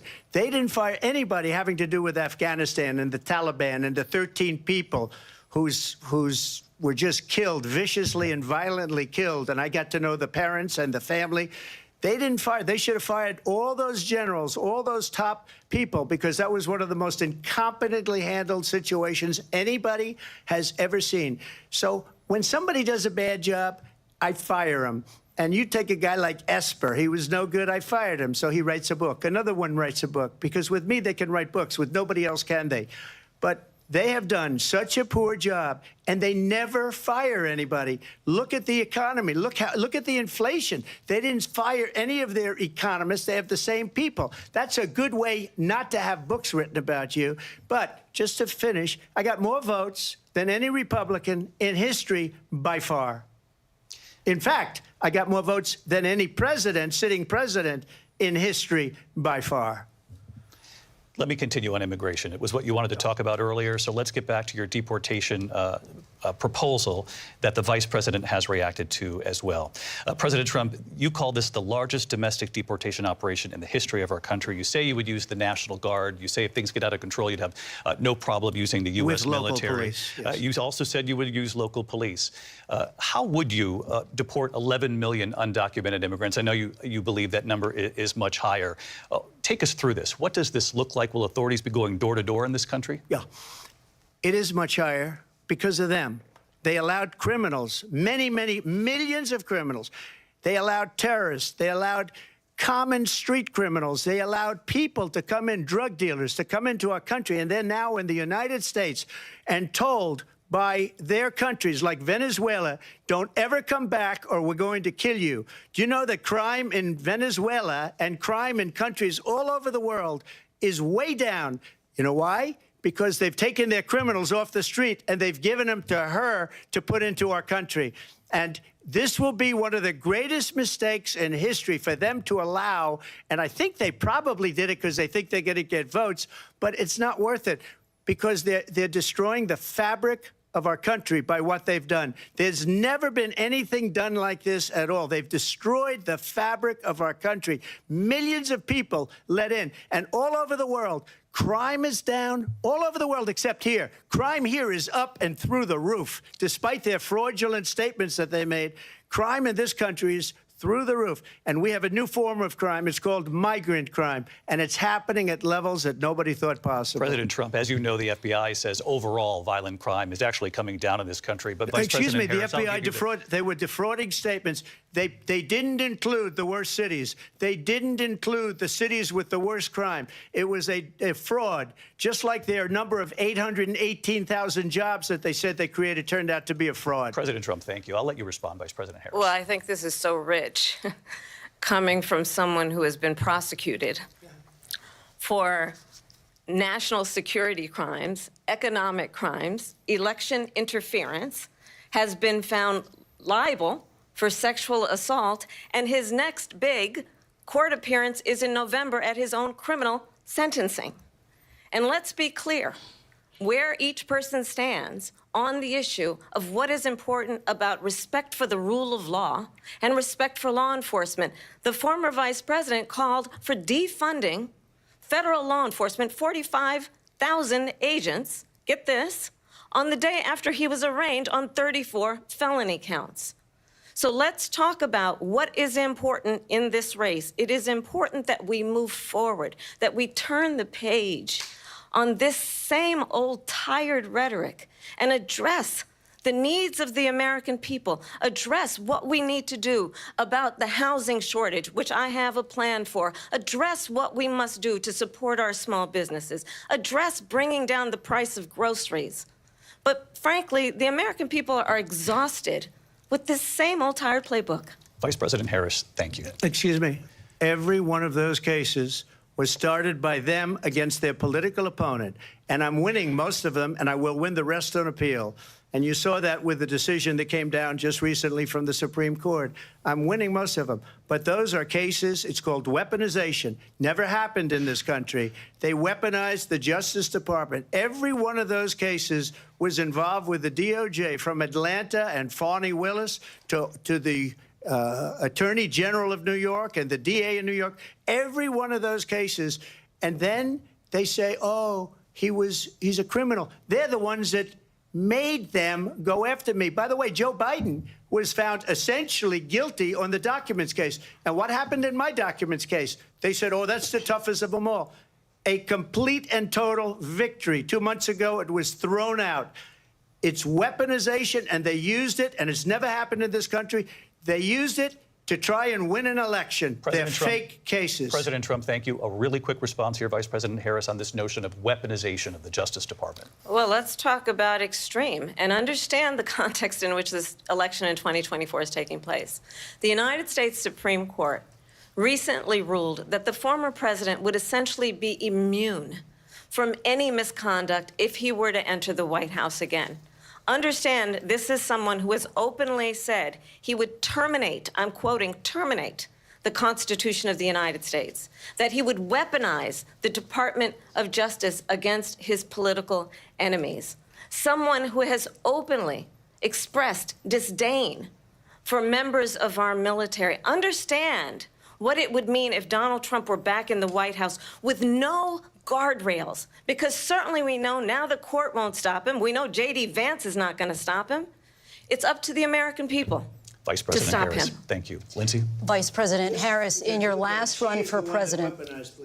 This is the one that weaponized, not me. She weaponized. I probably took a bullet to the head because of the things that they say about me. They talk about democracy. I'm a threat to democracy. They're the threat to democracy with a fake Russia investigation We do have a lot that went nowhere. We have a lot to get to. Lindsay? Vice President Harris, in your last run for president, you said you wanted to ban fracking. Now you don't. You wanted mandatory government buyback programs for assault weapons. Now your campaign says you don't. You supported decriminalizing border crossings. Now you're taking a harder line. I know you say that your values have not changed. So then why have so many of your policy positions changed? So my values have not changed, and I'm going to discuss every one of the, at least every point that you've made. But in particular, let's talk about fracking because we're here in Pennsylvania. I made that very clear in 2020. I will not ban fracking. I have not banned fracking as Vice President of the United States. And in fact, I was the tie-breaking vote on the Inflation Reduction Act, which opened new leases for fracking. My position is that we have got to invest in diverse sources of energy so we reduce our reliance on foreign oil. We have had the largest increase in domestic oil production in history because of an approach that recognizes that we cannot over-rely on foreign oil. As it relates to my values, let me tell you, I grew up a middle-class kid raised by a hardworking mother who worked and saved and was able to buy our first home when I was a teenager. The values I bring to the importance of home ownership, knowing not everybody got handed $400 million on a silver platter and then filed bankruptcy 6 times, is a value that I bring to my work to say we are going to work with the private sector and home builders to increase 3 million homes, increase by 3 million homes by the end of my first term. My work that is related to having a friend when I was in high school who was sexually assaulted by her stepfather. And my focus then on protecting women and children from violent crime is based on a value that is deeply grounded in the importance of standing up for those who are most vulnerable. My work that is about protecting Social Security and Medicare is based on long-standing work that I have done, protecting seniors from scams. My values have not changed. And what is important is that there is a president who actually brings values and a perspective that is about lifting people up and not beating people down and name-calling. The true measure of the leader is the leader who actually understands the strength is not in beating people down, it's in lifting people up. I intend to be that president. President Trump, your response? First of all, I wasn't given $400 million. I wish I was. My father was a Brooklyn builder, Brooklyn, Queens, and a great father, and I learned a lot from him. But I was given a fraction of that, a tiny fraction, and I built it into many, many billions of dollars, many, many billions. And when people see it, they are even surprised. So we don't have to talk about that. Fracking, she's been against it for 12 years. Defund the police, she's been against that forever. She gave all that stuff up very wrongly, very horribly, and everybody's laughing at it, okay? They're all laughing at it. She gave up at least 12 and probably 14 or 15 different policies. Like, she was big on defund the police. In Minnesota, she went out, wait a minute, I'm talking now, if you don't mind, please. Does that sound familiar? She went out in Minnesota and wanted to let criminals that killed people, that burned down Minneapolis, she went out and raised money to get them out of jail. She did things that nobody would ever think of. Now she wants to do transgender operations on illegal aliens that are in prison. This is a radical left liberal that would do this. She wants to confiscate your guns, and she will never allow fracking in Pennsylvania. If she won the election, fracking in Pennsylvania will end on day one. Just to finish, one thing so important in my opinion. So I got the oil business going like nobody has ever done before. When they took over, they got rid of it, started getting rid of it, and the prices were going up the roof. They immediately let these guys go to where they were. I would have been 5 times, 4 times, 5 times higher, because you're talking about 3.5 years ago. They got it up to where I was because they had no choice, because the prices of energy were quadrupling and doubling. You saw what happened to gasoline. So they said, let's go back to Trump. But if she won the election, the day after that election, they'll go back to destroying our country, and oil will be dead, fossil fuel will be dead, we'll go back to windmills, and we'll go back to solar, where they need a whole desert to get some energy to come out of it. You ever see a solar plant? By the way, I'm a big fan of solar, but they take 400, 500 acres of desert President soil. Trump, we have a These lot are of not good issues things that we for the have to get environment to. that We're she out of time. understands. Thank you. Lindsay, thank you. We have an election in just 56 days. And I want to talk about the peaceful transfer of power, which, of course, we all know is a cornerstone of our democracy, and the role of a president in a moment of crisis. Mr. President, on January 6th, you told your supporters to march to the Capitol. You said you would be right there with them. The country and the world saw what played out at the Capitol that day, the officers coming under attack. Aides in the West Wing say you watched it unfold on television off the Oval Office. You did send out tweets, but it was more than 2 hours before you sent out that video message telling your supporters to go home. Is there anything you regret about what you did on that day? You just said a thing that isn't covered. Peacefully and patriotically, I said during my speech, not later on. Peacefully and patriotically. And nobody on the other side was killed. Ashley Babbitt was shot by an out-of-control police officer that should have never, ever shot her. It's a disgrace. But we didn't do this group of people that have been treated so badly. I ask, what about all the people that are pouring into our country and killing people that she allowed to pour in? She was the border czar, remember that. She was the border czar. She doesn't want to be called the border czar because she's embarrassed by the border. In fact, she said at the beginning, well, I'm surprised you're not talking about the border yet. That's because she knows what a bad job they've done. What about those people? When are they going to be prosecuted? When are these people from countries all over the world, not just South America? They're coming in from all over the world, David, all over the world. And crime rates are down all over the world because of it. But let me just ask you, David, when are those people going to be prosecuted? When are the people that burned down Minneapolis going to be prosecuted? Or in Seattle? They went into Seattle. They took over a big percentage of the city of Seattle. When are those people going to be prosecuted? But let me just ask you. You might ask her that question. You were the president. You were watching it unfold on television. It's a very simple question as we move forward toward another election. Is there anything you regret about what you did on that day? Yes or no? I had nothing to do with that other than they asked me to make a speech. I showed up for a speech. I said, I think it's going to be big.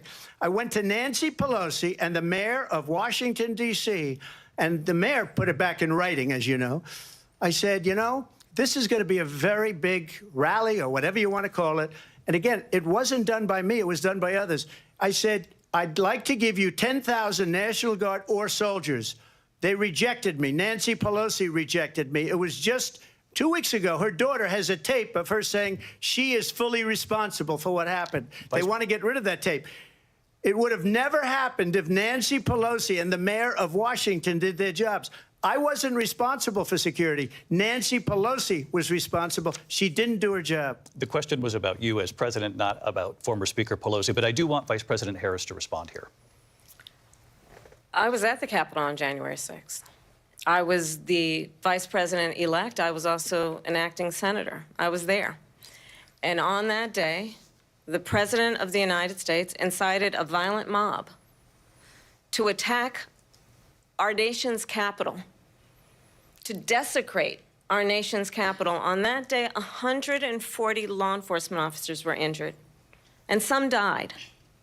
And understand, The former president has been indicted and impeached for exactly that reason. But this is not an isolated situation. Let's remember Charlottesville, where there was a mob of people carrying tiki torches, spewing anti-Semitic hate. And what did the president then at the time say? There were fine people on each side. Let's remember that when it came to the Proud Boys, a militia, the president said, the former president said, stand back and stand by. So for everyone watching who remembers what January 6th was, I say, we don't have to go back. Let's not go back. We're not going back. It's time to turn the page. And if that was a bridge too far for you, well, there is a place in our campaign for you to stand for country, to stand for our democracy, to stand for rule of law, and to end the chaos, and to end the approach that is about attacking the foundations of our democracy because you don't like the outcome. And be clear on that point. Donald Trump, the candidate, has said in this election there will be a bloodbath if this and the outcome of this election is not to his liking. Let's turn the page on this. Let's not go back. Let's chart a course for the future and not go backwards to the past. Let me just follow up here. It was a different term, and it was a term that related to energy because they have destroyed our energy business. That was where bloodbath was. Also, on Charlottesville, that story has been, as you would say, debunked. Laura Ingraham, Sean Hannity, Jesse, all of these people, they covered it. If they go an extra sentence, they will see it was perfect. It was debunked in almost every newspaper, but they still bring it up, just like they bring 2025 up. They bring all of this stuff up. I ask you this. You talk about the Capitol. Why are we allowing these millions of people to come through on the southern border? How come she's not doing anything? And I'll tell you what I would do, and I would be very proud to do it. I would say we would both leave this debate right now. I'd like to see her go down to Washington, D.C. during this debate because we're wasting a lot of time. Go down to, because she's been so bad, it's so ridiculous. Go down to Washington, D.C. and let her sign a bill to close up the border because they have the right to do it. They don't need bills. They have the right to do it. The President of the United States, you'll get him out of bed. You'll wake him up at 4 o'clock in the afternoon. Right. You'll say, come on down to the office. Let's sign a bill. If he signs a bill that the border is closed, all he has to do is say it to the Border Patrol, who are phenomenal. If they do that, the border is closed. Mr. Those President, people are killing many people, unlike J6. We talked immigration here tonight. I do want to focus on this next issue to both of you because it really brings us this into focus, truth in these times that we're living in. Mr. President, for 3.5 years after you lost the 2020 election, you repeatedly falsely claimed that you won, many times saying you won in a landslide. In the past couple of weeks leading up to this debate, you have said, quote, you lost by a whisker, that you, quote, didn't quite make it, that you came up a little bit short. I said that? Are you now acknowledging that you lost in 2020? No, I don't acknowledge that at all. But I said that sarcastically. You know that. It was said, oh, we lost by a whisker. That was said sarcastically. Look, there's so much proof. All you have to do is look at it. And they should have sent it back to the legislatures for approval. I got almost 75 million votes, the most votes any sitting president has ever gotten. I was told if I got 63, which was what I got in 2016, you can't be beaten. The election, people should never be thinking about an election as fraudulent. We need two things. We need walls, and we have to have it. We have to have borders, and we have to have good elections. Our elections are bad. And a lot of these illegal immigrants coming in, they're trying to get them to vote. They can't even speak English. They don't even know what country they're in practically. And these people are trying to get them to vote. And that's why they're allowing them to come into our country. I did watch all of these pieces of video. I didn't detect the sarcasm, lost by a whisker. We didn't quite make it. And we should just point out here as clarification, and you know this, you and your allies, 60 cases in front of many judges, many of them Republican. No judge looked at it. And said they there was said no we didn't have standing. Fraud. That's the other thing.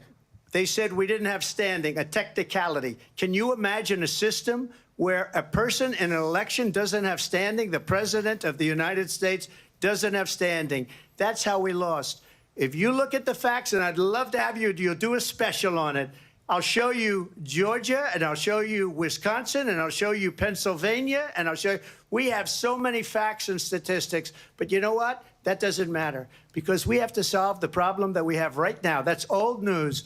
And the problem that we have right now is we have a nation in decline, and they have put it into decline. We have a nation that is dying, David. Mr. President, thank you. Vice President Harris, you heard the president there tonight. He said he didn't say that he lost by a whisker. So he still believes he did not lose the election that was won by President Biden and yourself.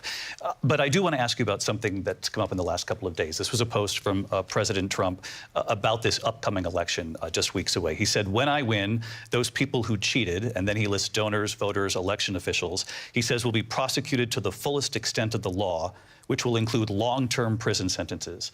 One of your campaign's top lawyers responded saying, we won't let Donald Trump intimidate us. We won't let him suppress the vote. Is that what you believe he's trying to do here? Donald Trump was fired by 81 million people. So let's be clear about that. And clearly he is having a very difficult time processing that.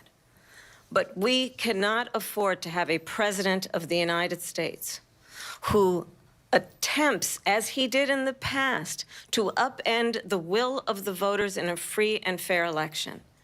And I'm going to tell you that I have traveled the world as Vice President of the United States, and world leaders are laughing at Donald Trump.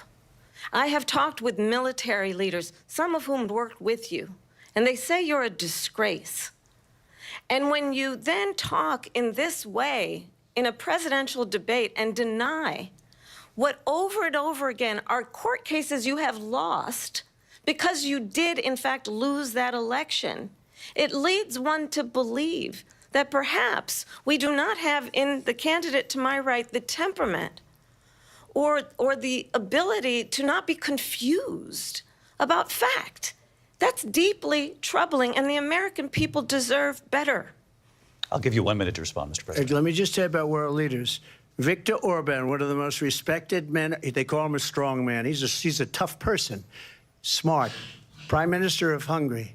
They said, why is the whole world blowing up? 3 years ago it wasn't. Why is it blowing up? He said, because you need Trump back as president. They were afraid of him. China was afraid, and I don't like to use the word afraid, but I'm just quoting him. China was afraid of him. North Korea was afraid of him. Look at what's going on with North Korea, by the way. He said Russia was afraid of him. I ended the Nord Stream 2 pipeline, and Biden put it back on day one, but he ended the XL pipeline. The XL pipeline in our country, he ended that. But he let the Russians build a pipeline going all over Europe and heading into Germany, the biggest pipeline in the world. Look, Viktor Orban said it. He said the most respected, most feared person is Donald Trump. We had no problems when Trump was president.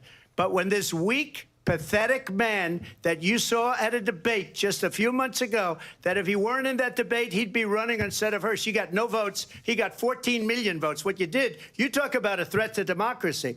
He got 14 million votes, and they threw him out of office. And you know what? I'll give you a little secret. He hates her. He can't stand her. But he got 14 million votes.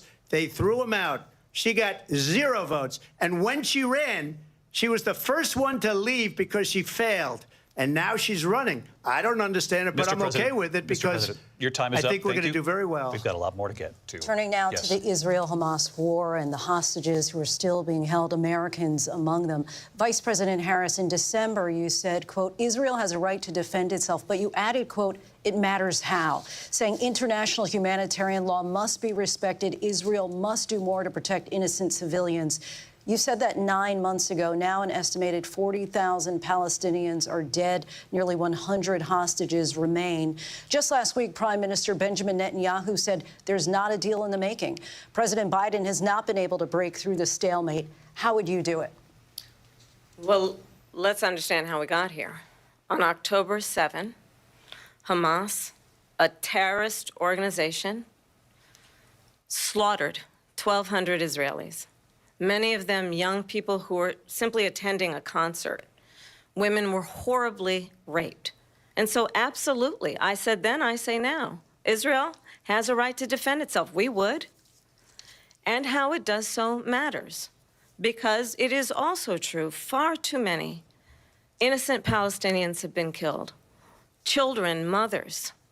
What we know is that this war must end. It must end immediately, and the way it will end is we need a ceasefire deal and we need the hostages out. And so we will continue to work around the clock on that. Work around the clock, also understanding that we must chart a course for a two-state solution. And in that solution, there must be security for the Israeli people and Israel, and in equal measure for the Palestinians. But the one thing I will assure you always, I will always give Israel the ability to defend itself, in particular as it relates to Iran and any threat that Iran and its proxies pose to Israel. But we must have a two-state solution where we can rebuild Gaza, where the Palestinians have security, self-determination, and the dignity they so rightly deserve. President Trump, how would you negotiate with Netanyahu and also Hamas in order to get the hostages out and prevent the killing of more innocent civilians in Gaza? If I were president, it would have never started. If I were president, Russia would have never, ever, I know Putin very well, he would have never, and there was no threat of it either, by the way, for 4 years, have gone into Ukraine and killed millions of people when you add it up, far worse than people understand what's going on over there. But when she mentions about Israel, all of a sudden, she hates Israel. She wouldn't even meet with Netanyahu when he went to Congress to make a very important speech. She refused to be there because she was at a sorority party of hers. She wanted to go to the sorority party. She hates Israel. If she's president, I believe that Israel will not exist within 2 years from now. And I've been pretty good at predictions, and I hope I'm wrong about that one. She hates Israel. At the same time, in her own way, she hates the Arab population because the whole place is going to get blown up. Arabs, Jewish people, Israel will be gone. It would have never happened. Iran was broke under Donald Trump. Now Iran has $300 billion because they took off all the sanctions that I had. Iran had no money for Hamas or Hezbollah or any of the 28 different spheres of terror, and they are spheres of terror, horrible terror. They had no money. It was a big story, and you know it. You covered it very well, actually. They had no money for terror. They were broke. Now they're a rich nation, and now what they're doing is they're spreading that money around. Look at what's happening with the Houthis and Yemen. Look at what's going on in the Middle East. This would have never happened. I will get that settled and fast, and I'll get the war with Ukraine and Russia ended. If I'm president-elect, I'll get it done before even becoming president. Vice President Harris, he says you hate Israel.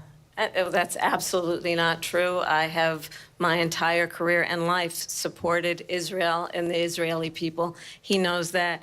He's trying to, again, divide and distract from the reality, which is it is very well known that Donald Trump is weak and wrong on national security and foreign policy. It is well known that he admires dictators, wants to be a dictator on day one, according to himself.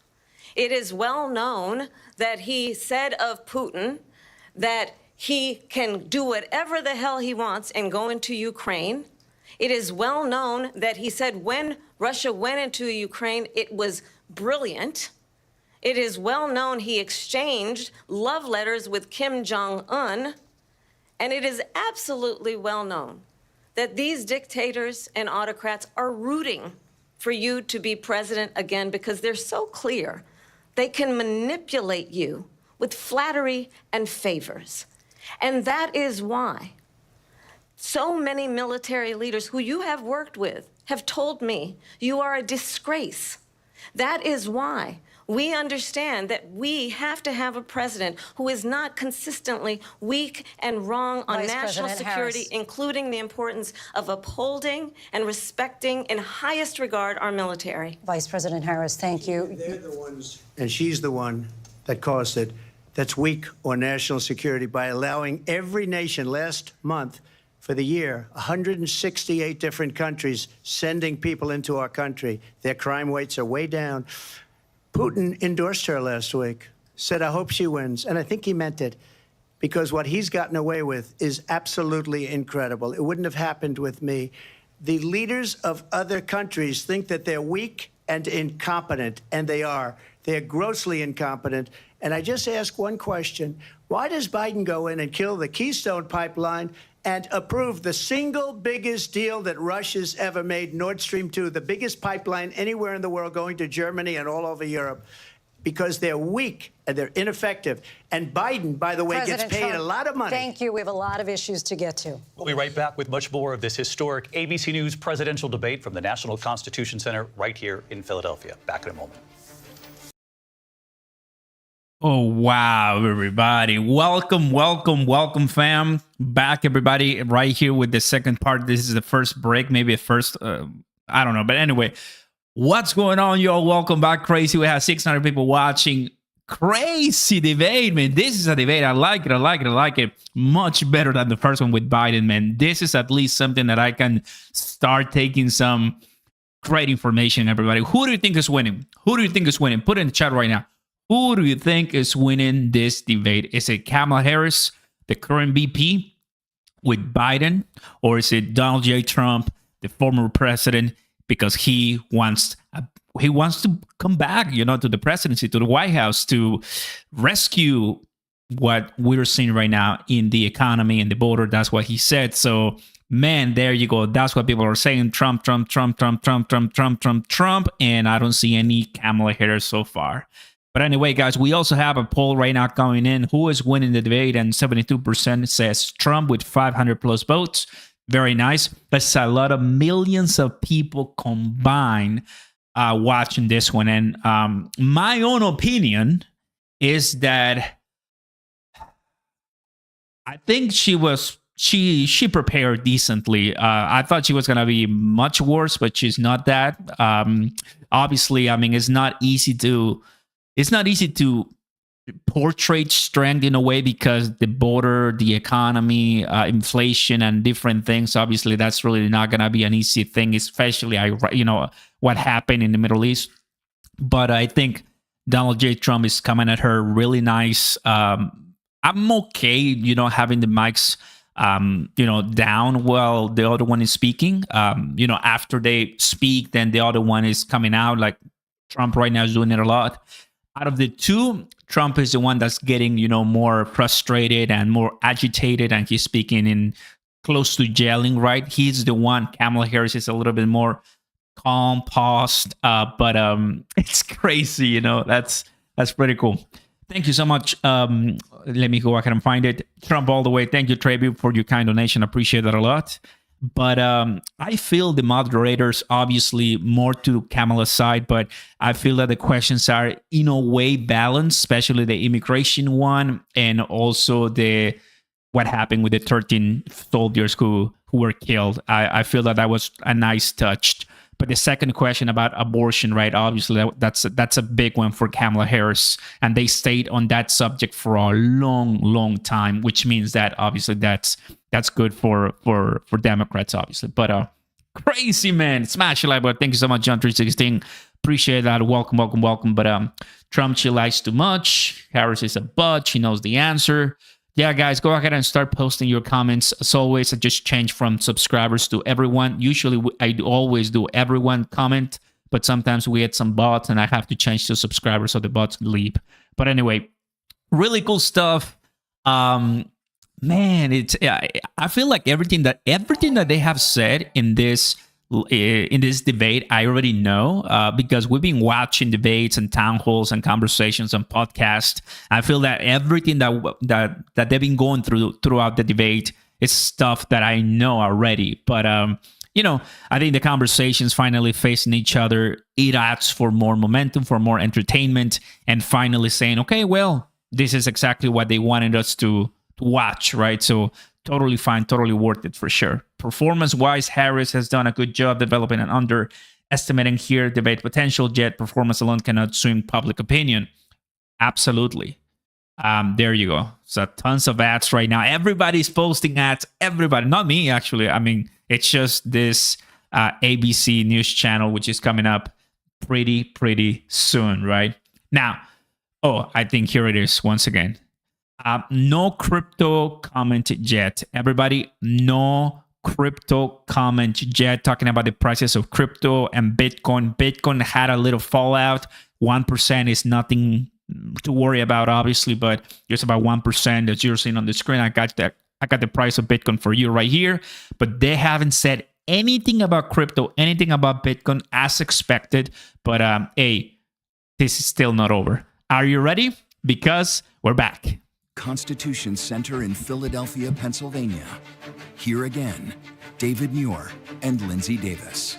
Welcome back to this historic ABC News presidential debate tonight. We're going to continue here, and I want to turn to the war in Ukraine. We're now 2.5 years into this conflict. Mr. President, it has been the position of the Biden administration that we must defend Ukraine from Russia, from Vladimir Putin, to defend their sovereignty, their democracy, that it's in America's best interest to do so, arguing that if Putin wins, he may be emboldened to move even further into other countries.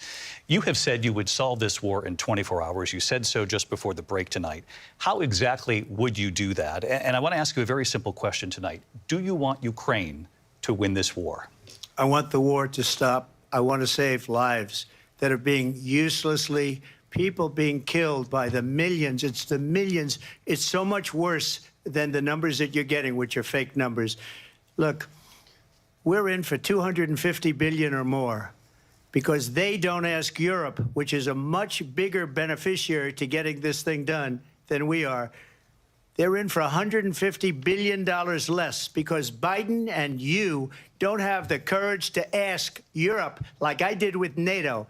They paid billions and billions, hundreds of billions of dollars when I said, either you pay up or we're not going to protect you anymore. So that's maybe one of the reasons they don't like me as much as they like weak people. But you take a look at what's happening. We're in for 250 to 275 billion. They're into 100 to 150. They should be forced to equalize. With that being said, I want to get the war settled. I know Zelensky very well, and I know Putin very well. I have a good relationship, and they respect your president, okay? They respect me. They don't respect Biden. How would you respect him? Why? For what reason? He hasn't even made a phone call in 2 years to Putin, hasn't spoken to anybody. They don't even try and get it. That is a war that's dying to be settled. I will get it settled before I even become president. If I win, when I'm president-elect, and what I'll do is I'll speak to one, I'll speak to the other, I'll get them together. That war would have never happened. And in fact, when I saw Putin after I left, unfortunately left because our country has gone to hell. But after I left, when I saw him building up soldiers, he did it after I left. I said, oh, he must be negotiating. It must be a good, strong point of negotiation. Well, it wasn't, because Biden had no idea how to talk to him. He had no idea how to stop it. And now you have millions of people dead, and it's only getting worse, and it could lead to World War III. Don't kid yourself, David. We're playing with World War III, and we have a president that we don't even know if he's... Where is our president? We don't even know if he's a president. And just to clarify they here... They threw him out of a campaign like a dog. We don't even know. Is he our president? But we have a president, Mr. President, that doesn't know he's alive. Your time is up.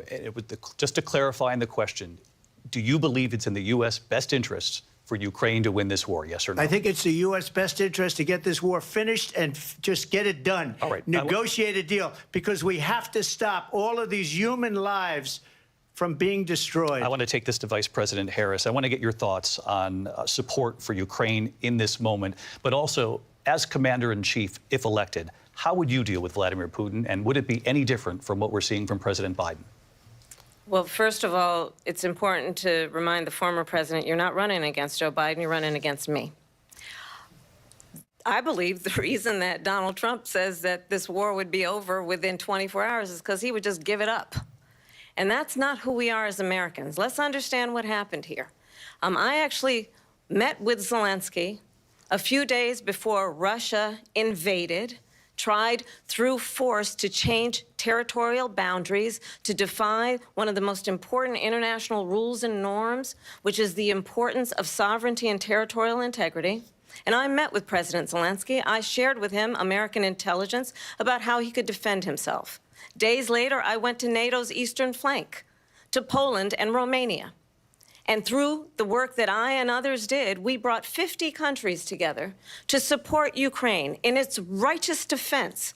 And because of our support, because of the air defense, the ammunition, the artillery, the javelins, the Abrams tanks that we have provided, Ukraine stands as an independent and free country. If Donald Trump were president, Putin would be sitting in Kyiv right now. And understand what that would mean, because Putin's agenda is not just about Ukraine.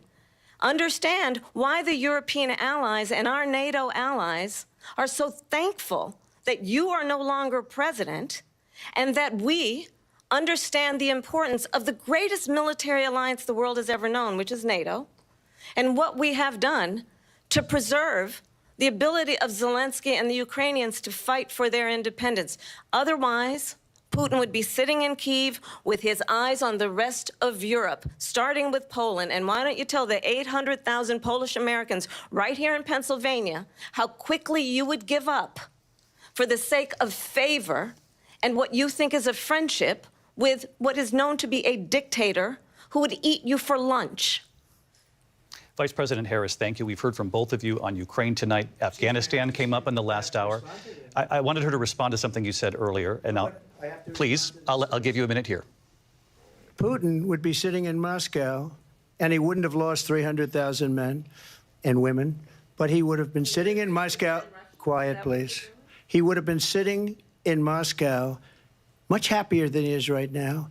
But eventually, you know, he's got a thing that other people don't have. He's got nuclear weapons. They don't ever talk about that. He's got nuclear weapons. Nobody ever thinks about that. And eventually, maybe he'll use them, and maybe he hasn't been that threatening, but he does have that. Something we don't even like to talk about. Nobody likes to talk about it. But just so you understand, they sent her to negotiate peace before this war started. 3 days later, he went in and he started the war because everything they said was weak and stupid. They said the wrong things. That war should have never started. She was the emissary. They sent her in to negotiate with Zelensky and Putin, and she did.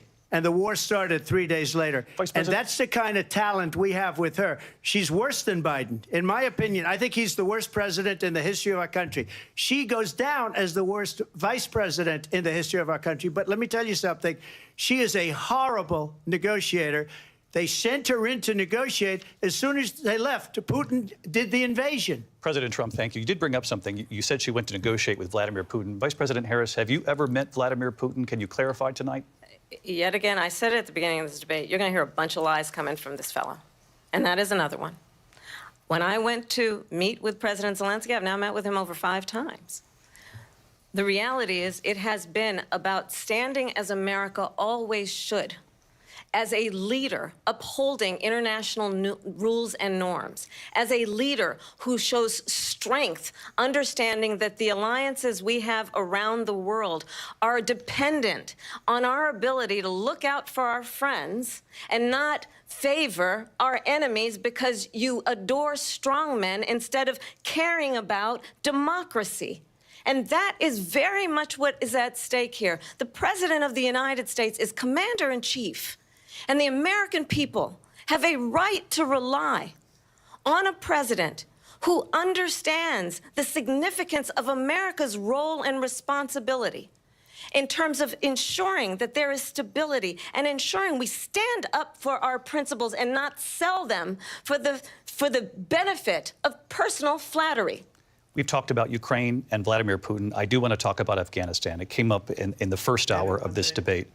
I want to move on to Afghanistan. Stoltenberg said Trump did the most amazing thing I've ever seen. He got these countries, the 28 countries at the time, to pay up. He said, I've never seen. He's the head of NATO. He said, I've never seen. For years, we were paying almost all of NATO. We were being ripped off by European nations, both on trade and on NATO. I got them to pay up by saying one of the statements you made before, if you don't pay, we're not going to protect you. President Otherwise, Trump. we would have never gotten it. He said it was one of the most incredible jobs that he's ever seen done. Thank you. I want to turn to Afghanistan. It came up in the first hour of the debate, and we witnessed a poignant moment today on Capitol Hill, honoring the soldiers who died in the chaotic withdrawal from Afghanistan. I do want to ask the Vice President, do you believe you bear any responsibility in the way that withdrawal played out? Well, I will tell you, I agreed with President Biden's decision to pull out of Afghanistan. 4 presidents said they would, and Joe Biden did. And as a result, America's taxpayers are not paying the $300 million a day we were paying for that endless war. And as of today, there is not one member of the United States military who is in active duty in a combat zone in any war zone around the world, the first time this century. But let's understand how we got to where we are. Donald Trump, when he was president, negotiated one of the weakest deals you can imagine. He calls himself a deal maker. Even his national security advisor said it was a weak, terrible deal. And here's how it went down. He bypassed the Afghan government.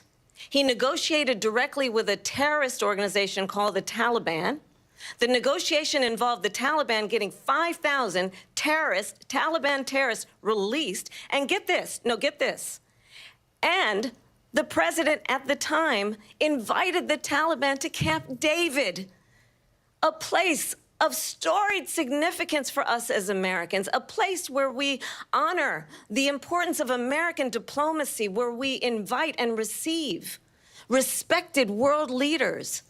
And this former president, as president, invited them to Camp David because he does not, again, appreciate the role and responsibility of the President of the United States to be commander-in-chief with a level of respect. And this gets back to the point of how he has consistently disparaged and demeaned members of our military, fallen soldiers, and the work that we must do to uphold the strength and the respect of the United States of America around the world. Vice President Harris, thank you. President Trump, your response to her saying that you began the negotiations with the Taliban. So if you take a look at that period of time, the Taliban was killing our soldiers, a lot of them, with snipers. And I got involved with the Taliban because the Taliban was doing the killing. That's the fighting force within Afghanistan. They don't bother doing that because, you know, they deal with the wrong people all the time. But I got involved. And Abdul is the head of the Taliban. He is still the head of the Taliban. And I told Abdul, don't do it anymore. You do it anymore, you're going to have problems.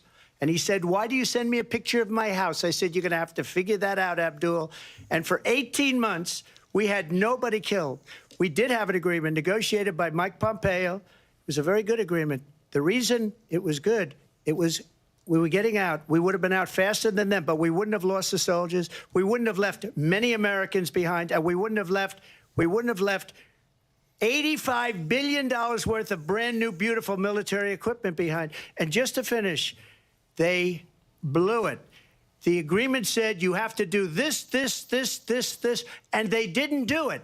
They didn't do it. The agreement was terminated by us because they didn't do what they were supposed to do. I want to move on. And these people did the worst withdrawal and, in my opinion, the most embarrassing moment in the history of our country. And by the way, that's why Russia attacked Ukraine, because they saw how incompetent she and her boss are.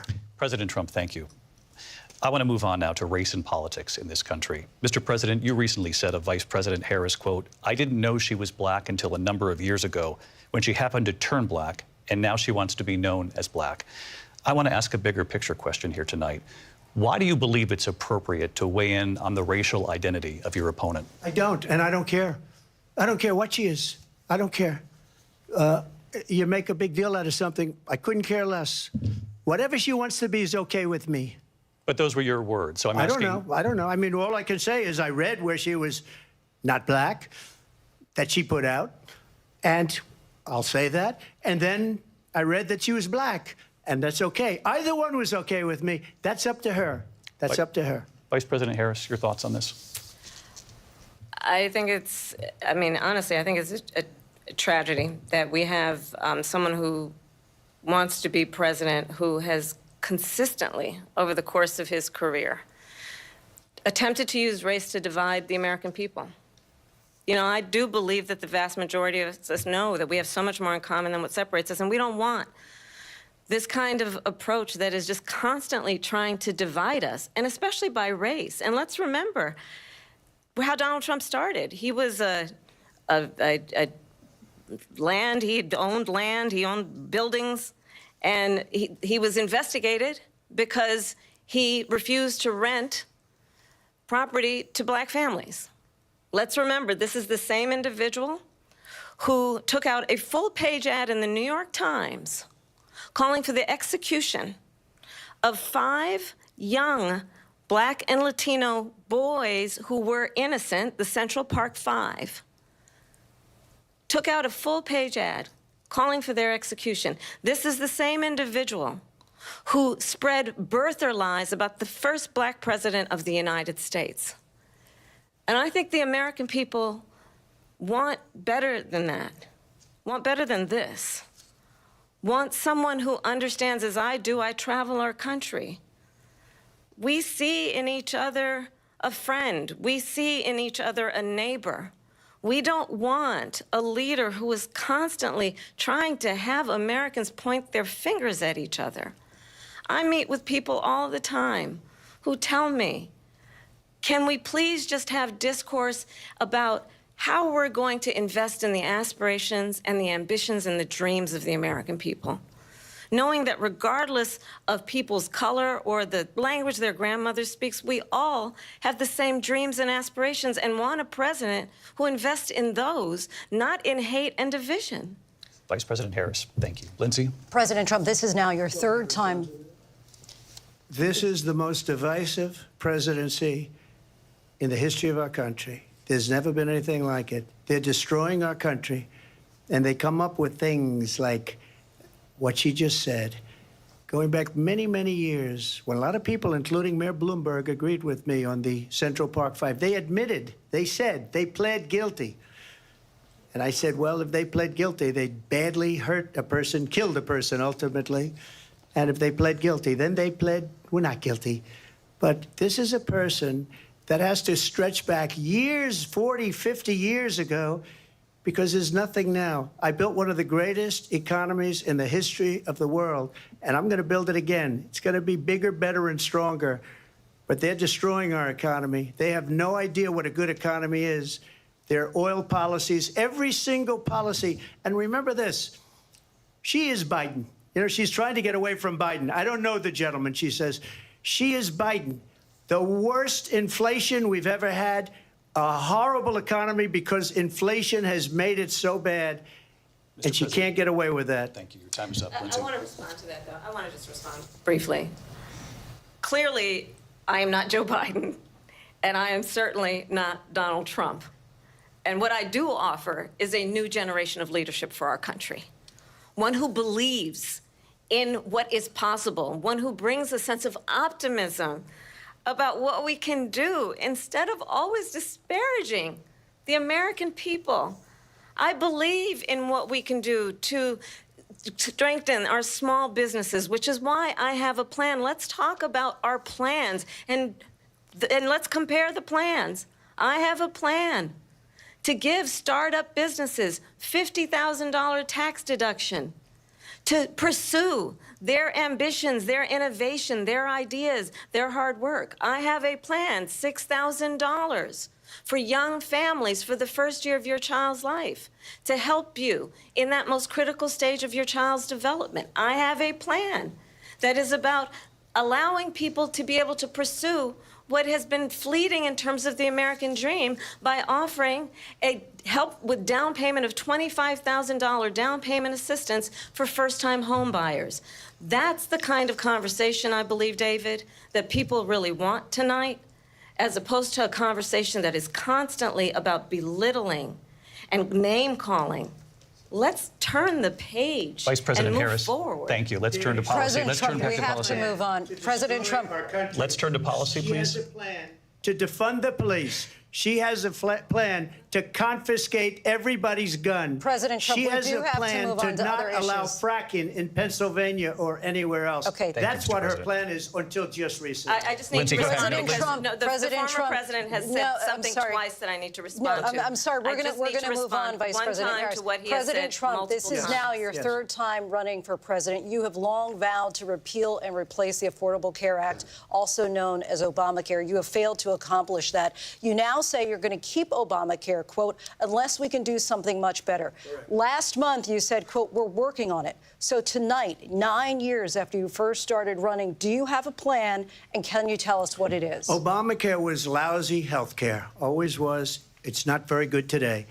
And what I said, that if we come up with something, and we are working on things, we're going to do it, and we're going to replace it. But remember this.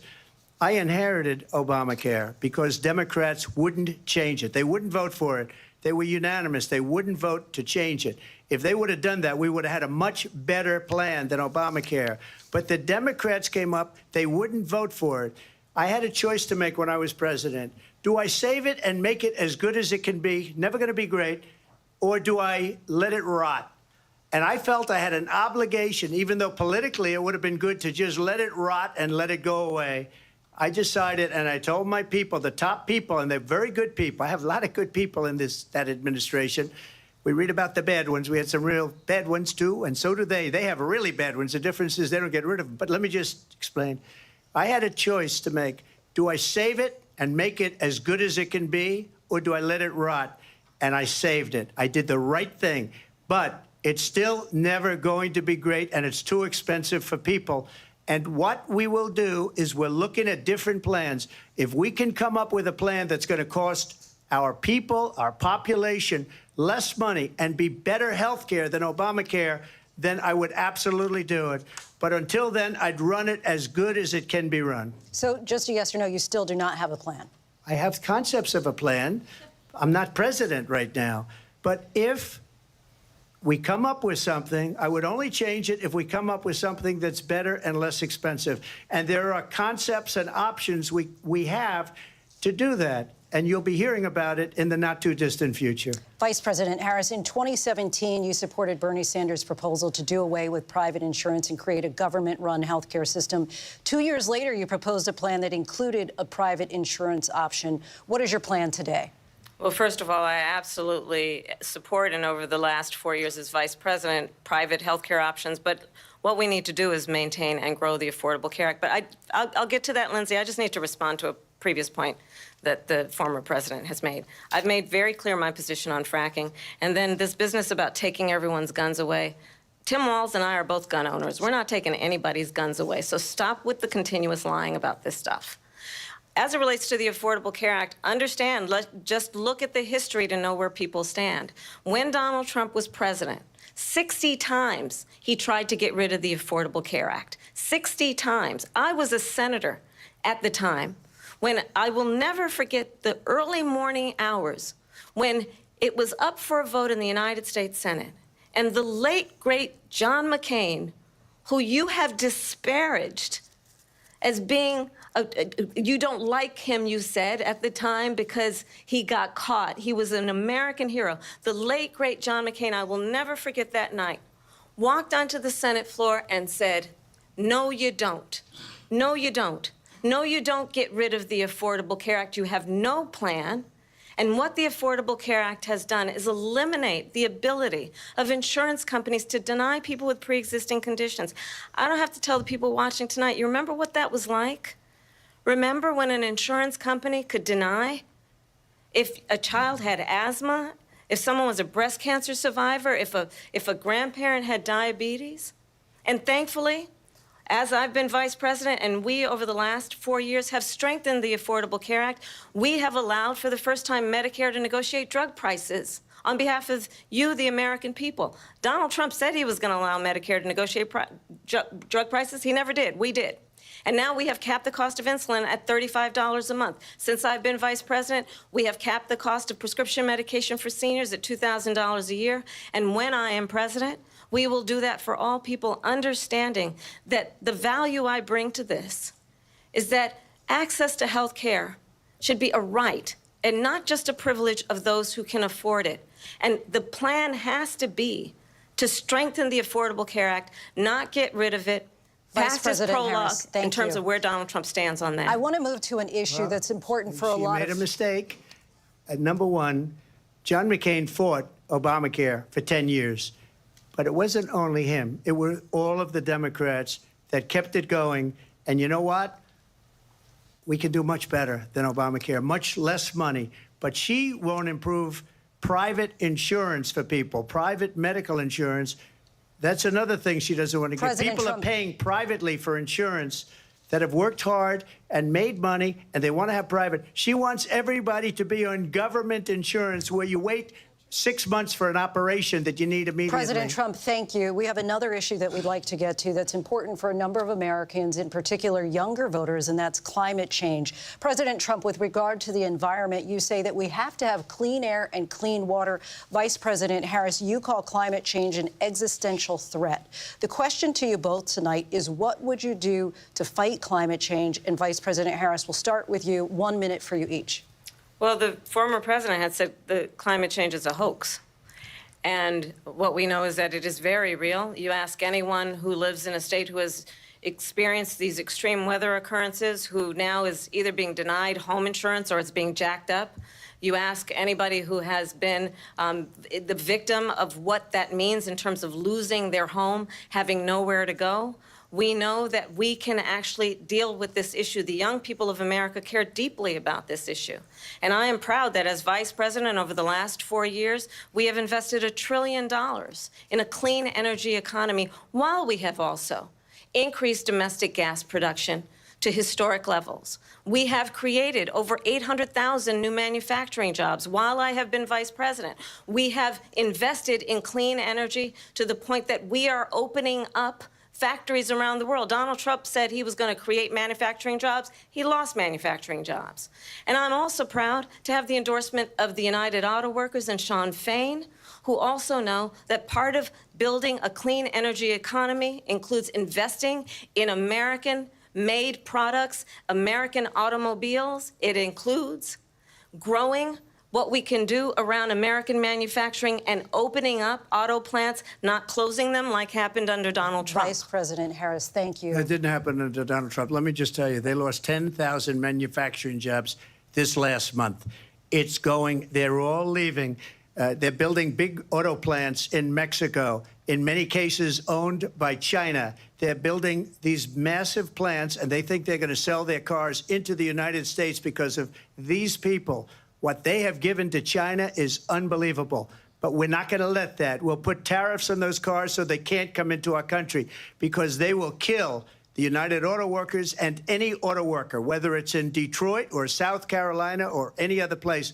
What they've done to business and manufacturing in this country is horrible. We have nothing because they refuse. You know, Biden doesn't go after people because supposedly China paid him millions of dollars. He's afraid to do it. Between him and his son, they get all this money from Ukraine. They get all this money from all of these different countries. And then you wonder, why is he so loyal to this one, that one, Ukraine, China? Why is he? Why did he get $3.5 million from the mayor of Moscow's wife? Why did she pay him $3.5 million? This is a crooked administration, and they're selling our country down the tubes. President Trump, thank you. Thank you. We'll be right back with closing statements from both of our candidates. An historic night, this ABC News presidential debate from Philadelphia. Back in a moment. What is going on, everybody? Welcome, 600 people watching. Thank you for being here, guys. Second part, second break, and the last one is 9:36 p.m. here Central Time here in Texas. This is a long one. Wow. And all I got to tell you guys is we haven't had a debate like this in a while, and I'm liking this one. There's so much here to talk about. Obviously, not everything that we would wish. There's no crypto conversation yet. They're not going to speak about crypto. The only last section of this debate is going to be the closing statements, guys. But how you guys are liking, how you guys are watching, how you guys are enjoying this, tell me in the comments right now. Who do you think? Because the question in the poll right now is, with 700 votes, who is winning that debate? And Harris, Trump, too early to tell. Well, let's go ahead and close this debate, and we're going to ask another question while we get all these ads, which are not mine. These are Google's, but it's coming soon. That one easily, won by Donald Trump, which 71%. But let's go ahead and ask the final question. Who won tonight's debate? And, well, here are the answers. Boom. Don't forget to smash the like button, everybody. Consider subscribing to the channel. We're having tremendous fun right here. There's so much going on, honestly, in this one. There's gonna be tons of commentary, tons of great questions and answers, and fact checking. But anyway, yeah, I mean, I think there's a lot to digest. In my opinion, they're not doing a bad job. Any of them, much better than Biden. Much better than Biden, Kamala is at this point right now. I don't, obviously, a lot of you guys may not agree with her. Fine, that's your point, 100%. But at least she's speaking, guys. I mean, you remember what happened in the previous debate. He wasn't it? He was cooked, he was done, he was shot. So I'm happy to see at least someone speaking on behalf of the administration, right? So that's good to see, at least. Because of Democrats, Ukraine war, Kamala, some folks don't think that with the Dems you'll be taxed to death. But yeah, guys, if there's one thing I want to make sure that you know is about the unrealized tax, capital gains, and the capital gain tax, short-term, long-term, and all of that. I know over 100 million, right?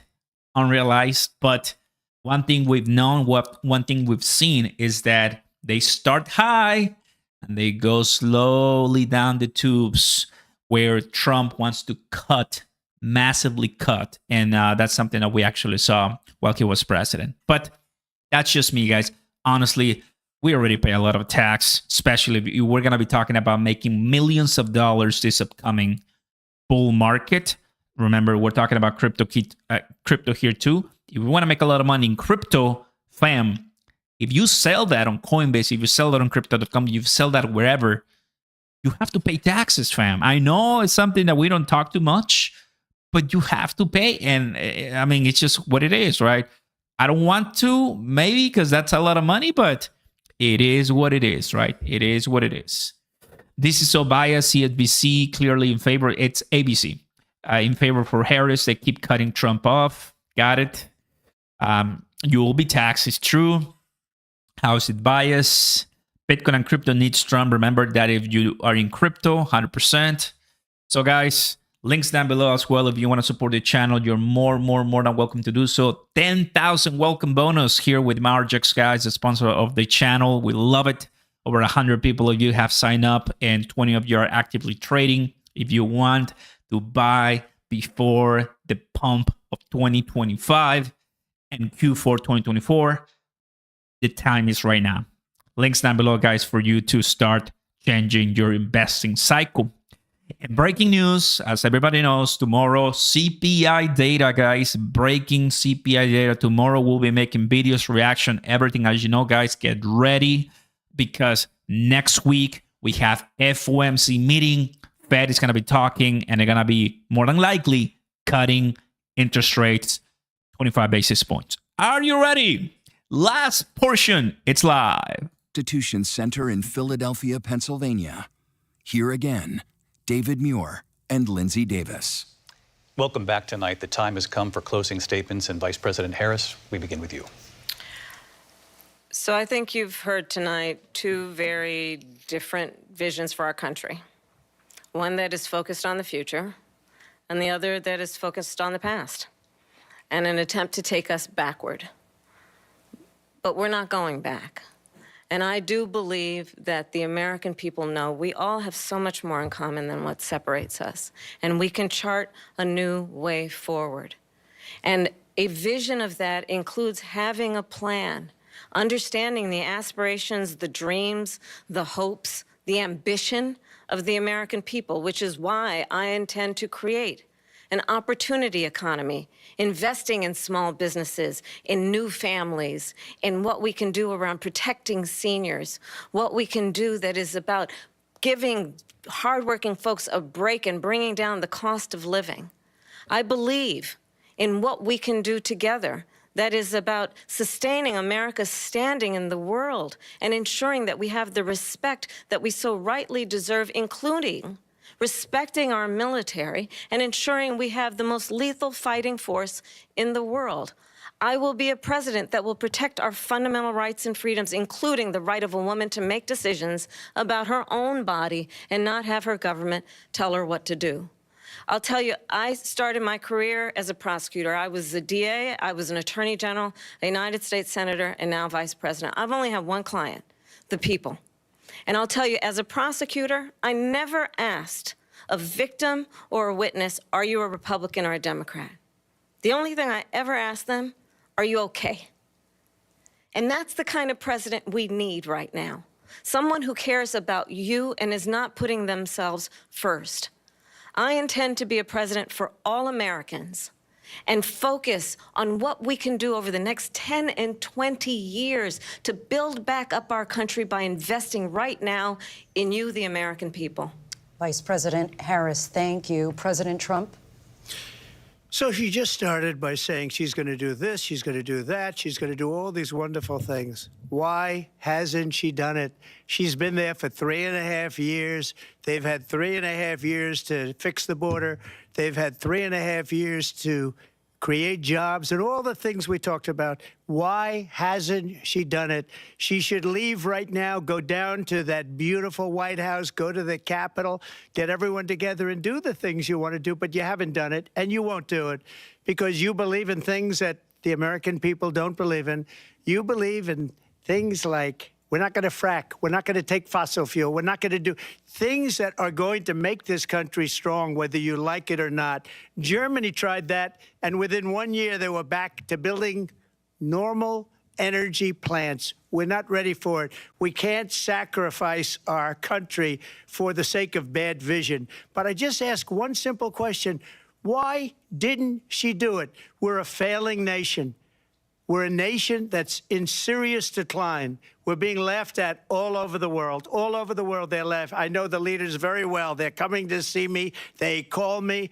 We're laughed at all over the world. They don't understand what happened to us as a nation. We're not a leader. We don't have any idea what's going on. We have wars going on in the Middle East. We have wars going on with Russia and Ukraine. We're going to end up in a third world war, and it'll be a war like no other because of nuclear weapons, the power of weaponry. I rebuilt our entire military. She gave a lot of it away to the Taliban. She gave it to Afghanistan. What these people have done to our country, and maybe toughest of all, is allowing millions of people to come into our country. Many of them are criminals, and they're destroying our country. The worst president, the worst vice president in the history of our country. President Trump, thank you. And that is our ABC News presidential debate from here in Philadelphia at the National Constitution Center. I'm Lindsay Davis. And I'm David Muir. Thank you for watching here in the U.S. and all over the world, and from all of us here at ABC News. Good night. Everybody, we have done it. Little clap, guys, for us for endure. What about an hour and 45 minutes? No way. Crazy. I mean, I don't even know. I mean, it's just passed by so fast, but we're live for almost 2.5 hours, guys. Thank you. What's going on, guys? I mean, before you leave, as always, guys, the debate is over and will be ending very soon. Thank you so much for being here for us, guys, for enjoying this conversation, right? I want to rest. I'm going to go ahead and relax tomorrow. There's going to be so much commentary, guys, but what I'll tell you is time is coming. Election is coming. The crypto capital of the world is coming. That's what he said.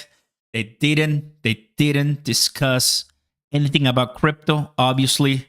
And, well, Donald J. Trump, Kamala Harris, obviously, they know, right? The level to fulfill in this case, as far as the economy and everything goes, fam. I am bullish that whoever gets it, we're still gonna make our wallets great again.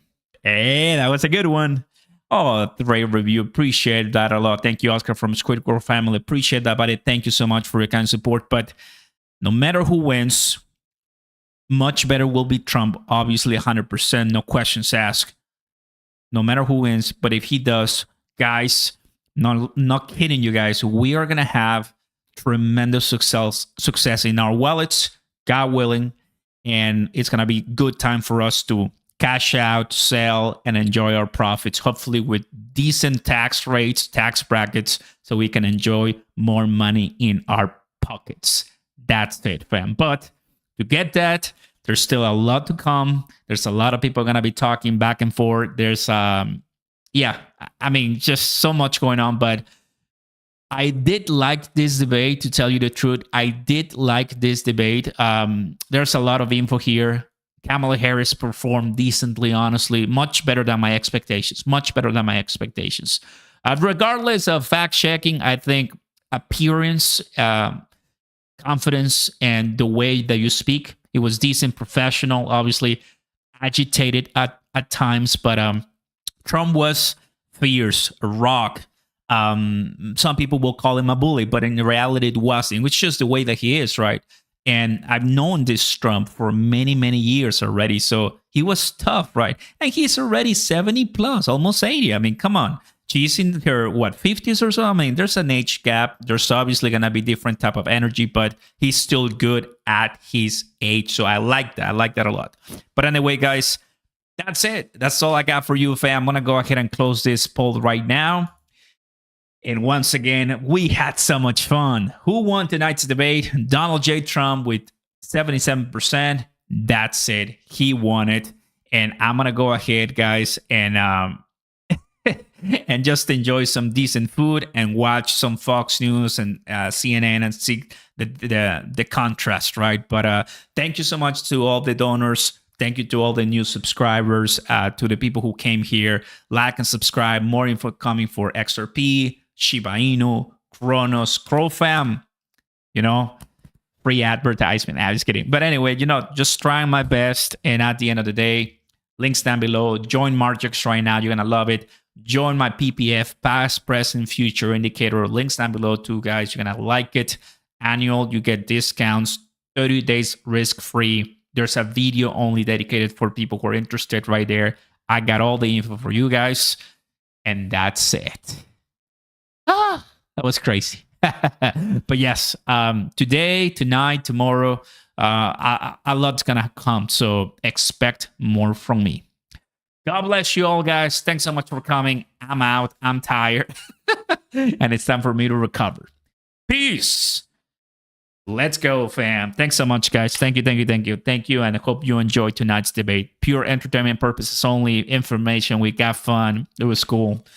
And now it's time to chillax. Bye, everybody. Thanks so much.